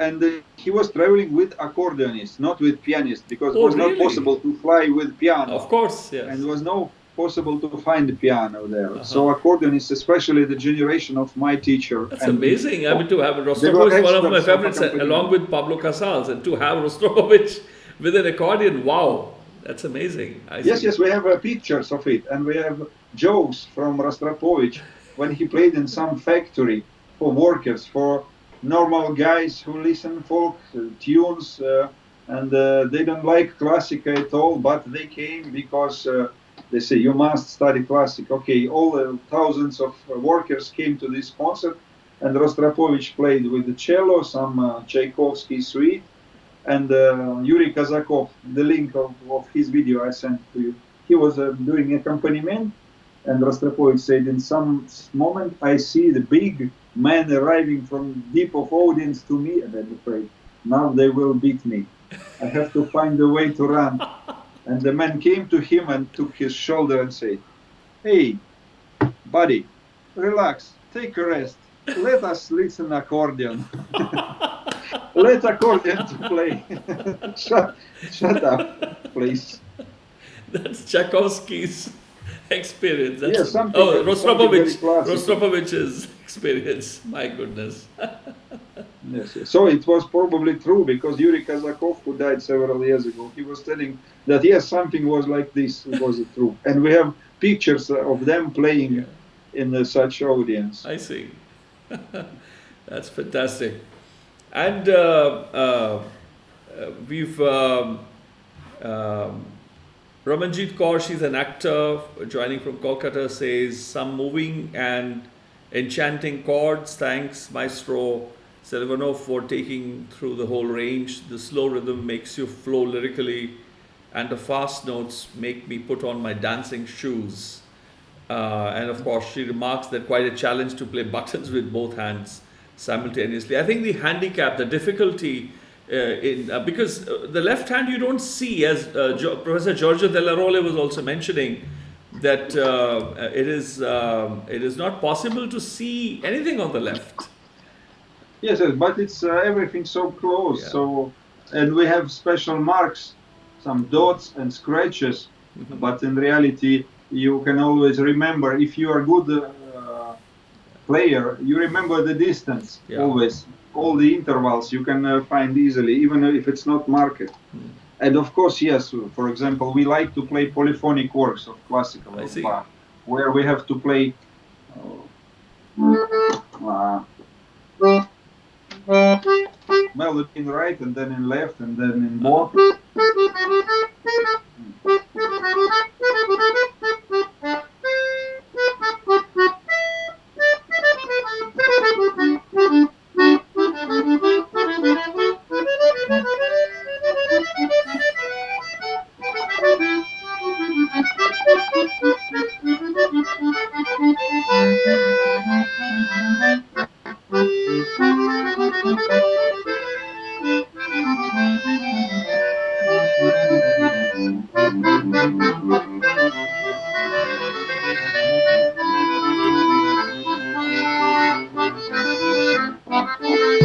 Etc. So, in fact, many of Russians, especially old generation, they didn't watch even for right keyboard I see. because their traditional position of the instrument was like this. It came I also see. from diatonic. When you keep your instrument fa, and you keep like this with Right. tom here, Yes. and you play something.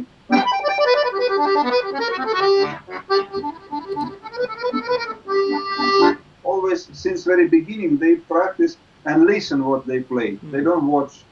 In one of the links also I send you Alexander Sklarov. You can see he never watched on his keyboard, probably never in his life. I see.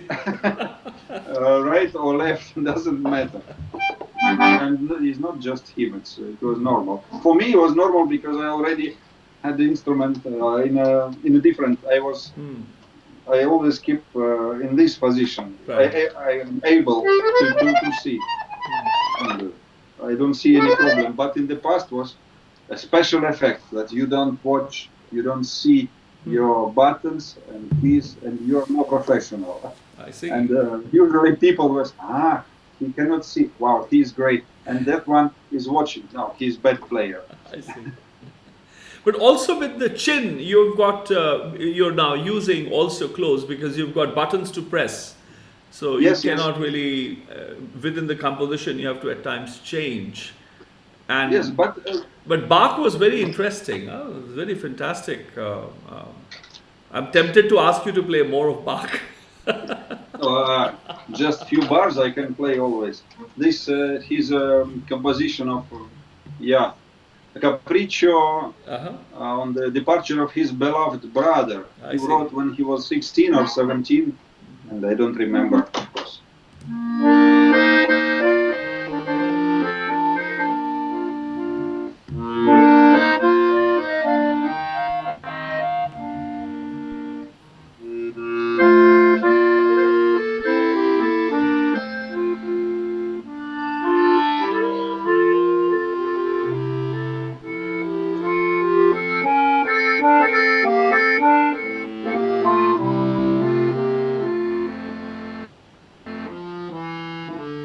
No, I need some moment to Right, prepare. It's right. Of unfortunately course. Yeah.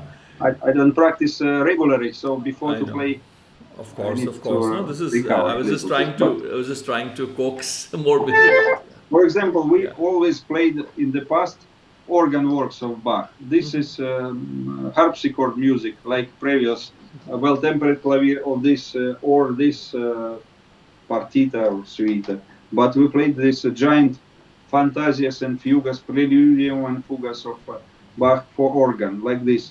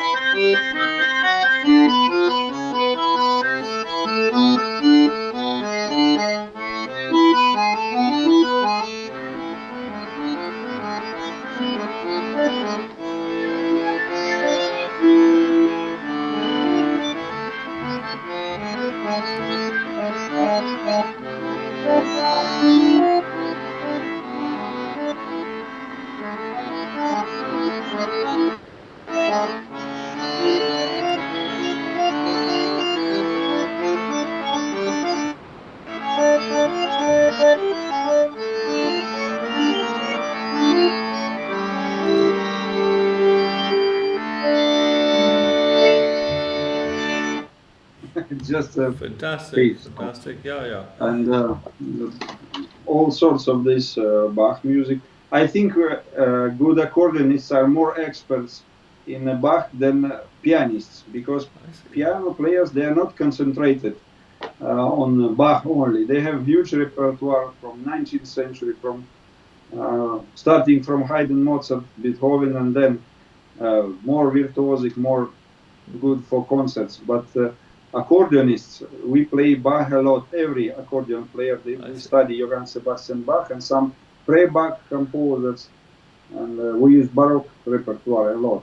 And Giorgio is famous. He is great expert, but other players, they all play without understanding maybe, but we are playing Bach and Scarlatti and other composers of 18th century, much more than pianists. Right, right. And Poonam Ayub from Islamabad, Pakistan is asking, what is the average weight of quite a seemingly massive instrument? You mentioned about that the left was only 6-7 kilos, but what is the overall weight of the instrument? This big model, full instrument, button accordion with 3 bass, a converter and many registers, the weight is starting from 14.5 kilos till 16. 14.5, 16 is a normal weight for full. Also a big piano accordion, like you can see here, is the same practically. But small instruments, we have also a lot of models, and they are all can be professional. It's not the size. It's not just for children, but for another genre of music.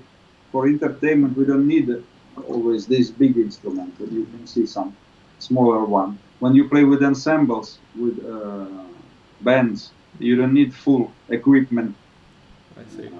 And sometimes you don't need. But starting from 12, even standard bass, big standard bass instruments, and these classical accordions, 14, 15, 16. I see. And it's heavy, yes. It is, yeah. Especially for our girls students, for ladies, female players, when they have to transport this instrument and practice. But especially, it's also, you need to study special technique to take care about yourself and not just about instrument, how to stand up, how to move the bag with accordion, how to put on your back, how to take out and then pull. And if you don't care, after a couple of years, you can have more or less problems with your spine. Yes, spine. Yes. But sport, swimming, and activities can help. And my teacher, again, we can say, Alexander Selivanov, he was a champion for the fighting, like classical fighting, which in Olympic sports, when the 2 guys, big guy, they fight with each other, who will lay on the floor, wrestling, who will be on top. Wrestling. It's not wrestling, but a classical version of this wrestling. Yes. I see. Really? Sport. Yes. It's not box and not this Chinese box or Thai box. No, it's when from Romanic times, from the classical Romanic Empire, that fighting without beating, just the technique of your hands and legs, how you can pull down your opposite. The opposite, yeah. And another contributor, friend of ours, Deepa Mehrotra, is saying it is so reassuring to see younger generation like Maestro Selivanov showing so much interest in physically saving older versions of his instrument.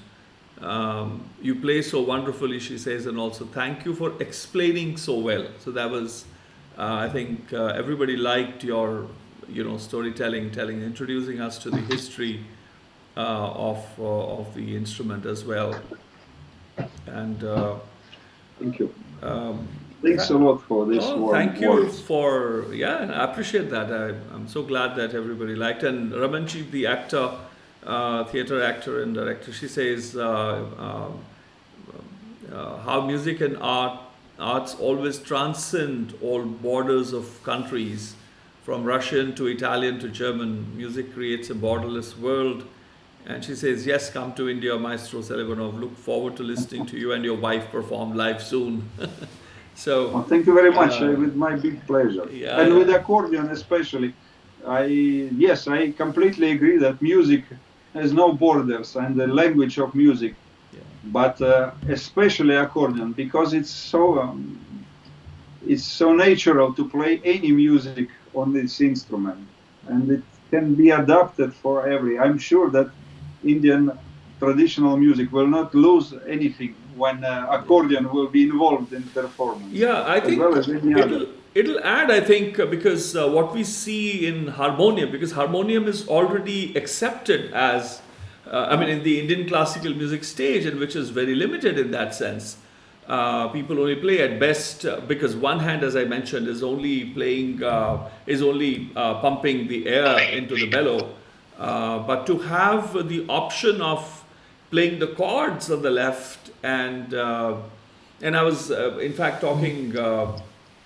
I'll be in conversation with Mirko, and I was talking to you and also with Gabriele with Giorgio that the left buttons can actually be custom designed for different ragas, and I think I think there's a lot of possibility, and I'm really excited to look into having a couple of youngsters look at that. Maybe we send somebody to your academy to study. First, they should learn the art of playing the instrument, and then also Indian classical music. I think we need to have a hybrid kind of a special system program for any level, let's say, of performance level. It's not important to be a very professional. Yes, to study full course, you have to pass the exams, and it's quite difficult. But we have also courses for everybody, and it will be a pleasure, especially if will come some musician who can play any other instrument, or musicologists who know very well traditional Indian music. They can study some things of an accordion, or even if my classical accordion will be not able to produce all necessary scales and tones. With accordion, it's always easy to make a special model. Yes, much more easy than piano. Absolutely. So please, welcome. We'll look into that. Thank you so much, Alexander, that you took time out. And my compliments to you, and my regards to your wife. I know you only married in 2015, so you're still young in the sense that it's still early to say compliments. Congratulations. Yes, this year we celebrated our first anniversary, but unfortunately in Russia we like to travel a lot. And thanks to you, we know somebody in India. If we will come there, our biggest hobby is to travel, but not as a tourist. But to have a country and search it, and India is impossible to spend a life without trying to meet India in some way, even in very small. It's the country of the important part of everything, of culture, of history, of a modern world. And I'm sure that I cannot understand nowadays our world without visiting India and speaking more with Indian people. Yeah, no, we'll plan something. I'm sure we'll have, once the lockdown is over, we will plan something together. And would you like to play something to end with, or we say goodbye now? I know it's time. We've spent quite some time, more than we started a few minutes late, but it's about. I tried just a little one song, and yes. That'll be fantastic. With this small instrument. All right. Tell us about the instrument. Which is this one? It's also by Skandal. This is Skandal. Yes. It's because we are in the office of Skandal. Yes. And we have different models here. This is for entertainment. It's standard bass instrument. I see. Not for Bach, but very good for folk music or jazz or variete. And one small piece I played when I was also young. Call it the country style piece, and another name is Voronezh Cowboy. I see. Cowboy is the American, but Voronezh is the city, very Russian city in the center of Russia. So the composer was there, and he was talented composer and player, and he created music in American style, but also based on some Russian traditions. I see. I will play just a piece. Sure, sure.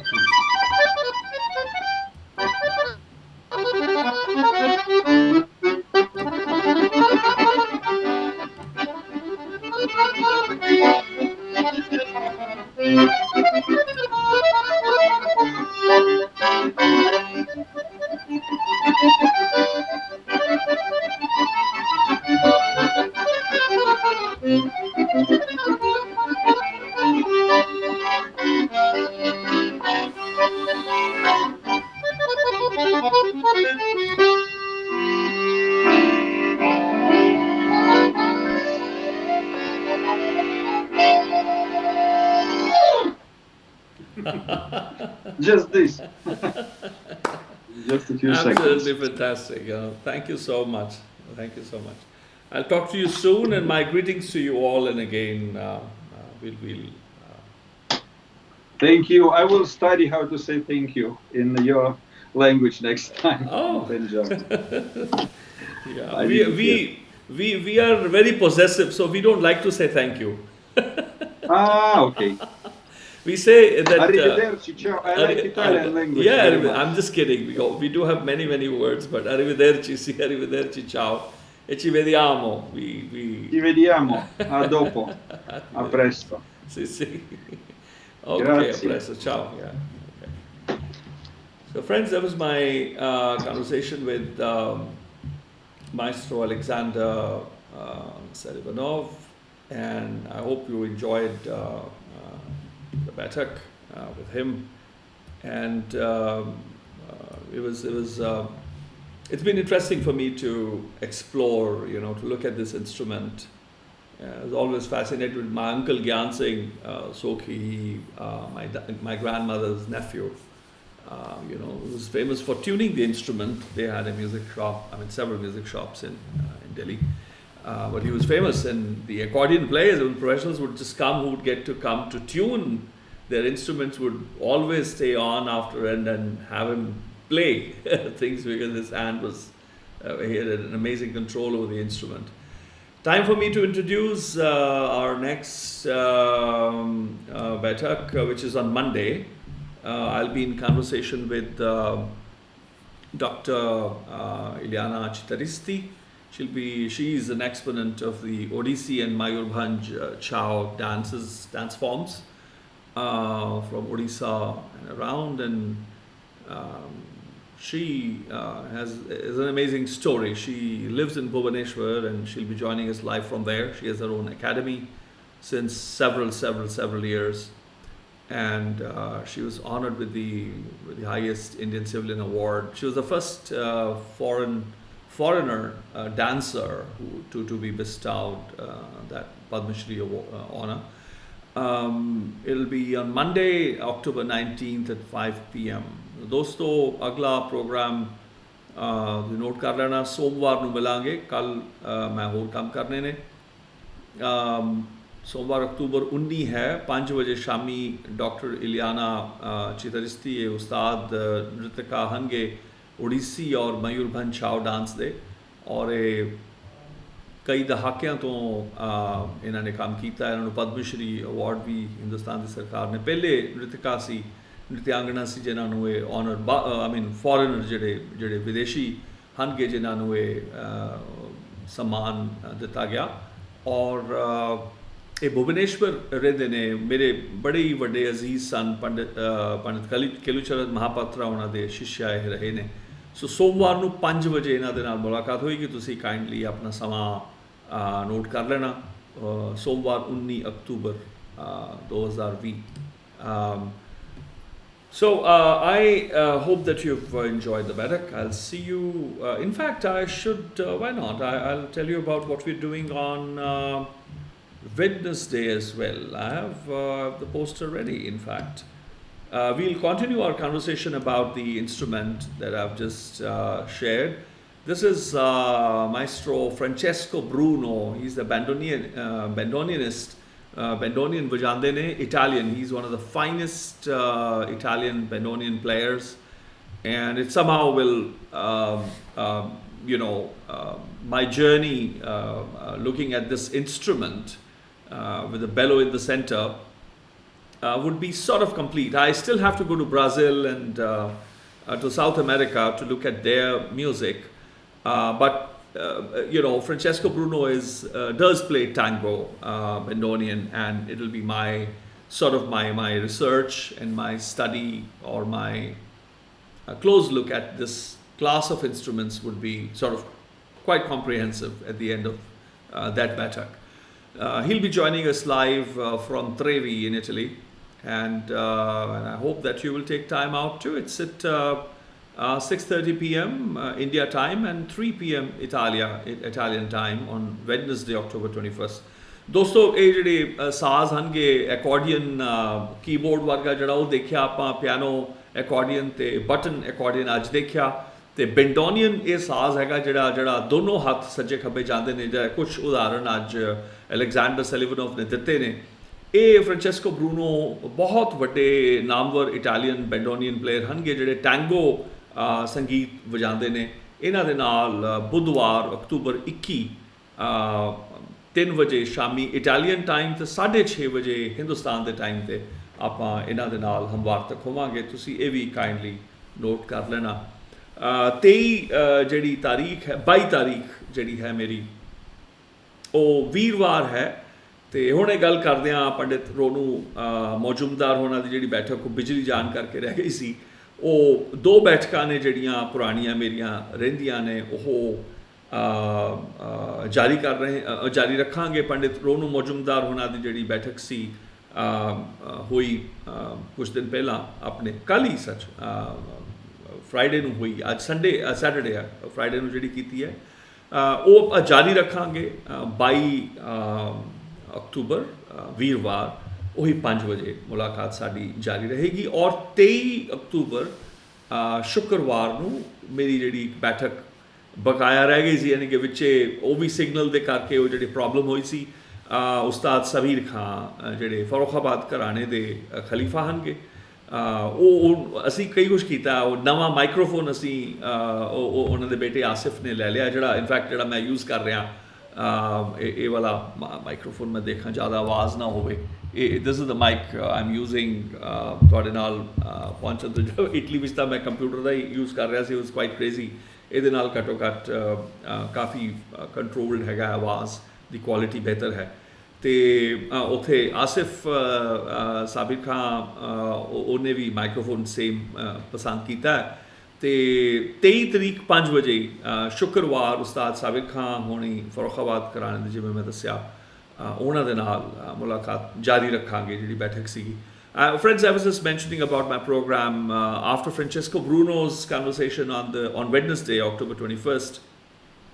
22nd October, I'll continue my conversation, which was cut short because of the the electricity outage that happened in Mumbai the other day, in that region where Pandit Ronu Mojumdar was, where he stays. So that Baiṭhak will continue on Thursday, October 22nd, same time, 5 p.m. And the other Baiṭhak, which was again cut down technically, there was a signal issue. Ustad Sabir Khan, the great tabla maestro, is the head Pagri Nashi of the Farokhabad Gharana of tabla. He will join on Friday, October 23rd. As I was mentioning that his son has ordered a microphone like the same as I am using. I don't want to show. It's not an advertisement or propagating the microphone, but it's a very good stereo microphone that we're using. And so this is the program for next week, and I'm approaching so Francesco Bruno's Baiṭhak, this one is the 149th Baiṭhak, the YaarAnād Virtual Baithak Series. I mean, if you look at an average of 3 hours, imagine we've crossed over 450 hours of conversation and interaction, which is quite a record in its own way. I have a few thoughts about 150th. I might dedicate that to my last mentor. Mentorship never ceases, but he's a very important elder, Ustad Maharaj Thakur Singh. Bhai Thakur Singh was an extraordinary musician, violinist, tabla, fantastic tabla player, but an amazing vocalist. I had a chance of restoring his work. I spent 5.5 years of my life restoring his work. He initially disagreed. He didn't want. He lived in anonymity for, since the age of 25 until he passed away in 2006. He was a child prodigy. He was extraordinary. I mean, by the time he was 6, 7, he was already, people were already speechless. At age 14, he marveled just about everybody and anybody in South Asia. Who's who I'm talking about. Then he went anonymous, lived in anonymity since after he struck his 25th year. He passed away in 2006. So 5.5 years of his last 5.5 years, 6 years, I restored his work, but I spent 7 years knocking his door. He would not meet anybody. I started knocking his door in the year 92, 3. And then finally I got the wink or the nod in 1998 when he invited me over to meet him. And it was an extraordinary meeting. So I started my restoration studio because of him, because he wouldn't allow anybody to spend money on him. So I'm thinking, I'm not certain, I'm not fully decided yet, but I'm thinking that day, much of my work done has been stolen and put on YouTube without my permission, without his permission. But I'm thinking of telling you that story and playing the compositions, some of the ones that he liked. So that's somehow, it's running it's churning. We'll see. We'll see what we do for the 150th, or it may be another thing. I'm not certain yet, but I'm planning something for the 150th. I'm planning something for the concluding day of the 550th birth anniversary. If you have spare change, contact me, message me. I'm to start raising funding because some of the finest musicians from across the world. I'm planning to do a project with a select few, depending on the budget that I'll be able to raise. But I need to raise a lot of money to be able to do, which is more professionally recorded, not just via Skype and so on and so forth. So there are several ideas I'm grappling with. We'll keep you posted but if you have spare change, do contact me and we'll become a partner in the project that I have in my mind. You have a wonderful weekend. Tomorrow is Sunday. I'll let you be. Do what you want. I won't bother you. I'll, in fact, inform my students to time my class, Sunday class, a little early. Instead of starting at 10:30, 11:30, and teaching for 4, 5, 6 hours, I might start a little early tomorrow evening. Until Monday, have a wonderful, wonderful time. Khuda Hafiz. Varji ka Khalsa, Varji ka Fateh.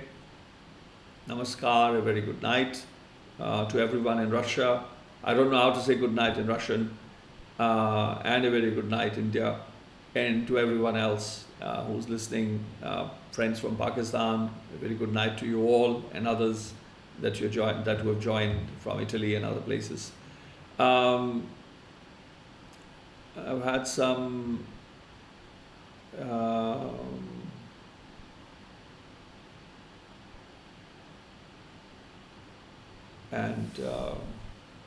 okay, Harpreet is asking somebody from the prestigious, well, there are many prestigious families. Every single protagonist who has been invited to the YaarAnād Virtual Baithak Series belongs to a prestigious family. My idea of prestigious family is not just that it's a lineage of music only, but mine, I can't even count because my ancestors never shook hands with the British. We lost all the records. Mine is a very old family. From Gurū Nānak's times to now, we know Bhai Sadharan was one of, one of his two most important disciples, Pailan and Pai Sadharan. So I am direct descendant, in the pagadi I wear is Pai Sadharan's.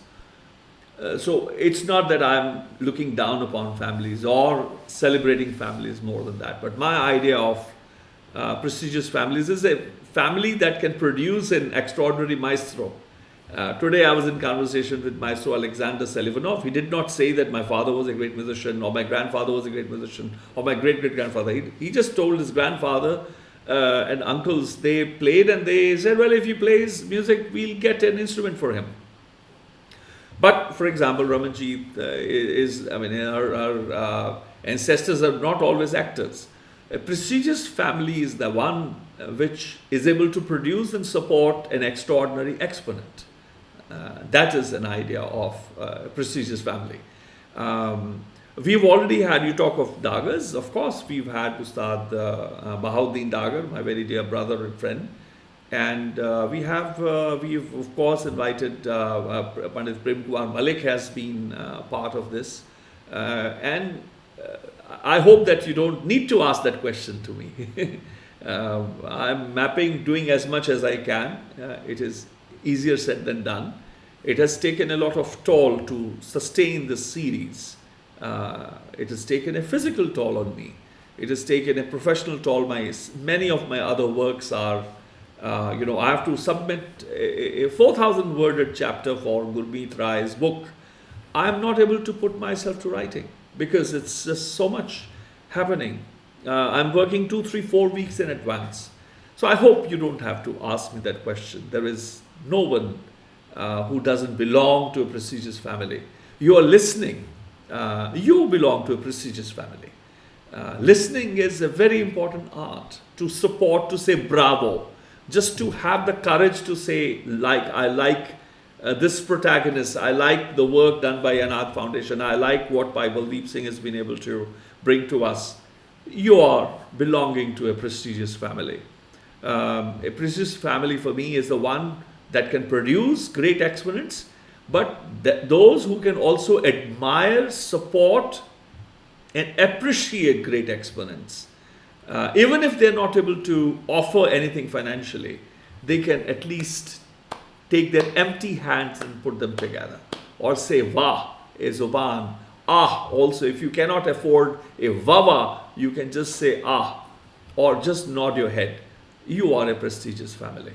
So I hope to see you on Monday. I'll rather end with Ramanjit's comments. It's really amazing to see so many variations of the accordion and great to know that they customize them according to the musical requirements. And I think that's quite a revelation for me. I thought it was just one instrument with several buttons on it.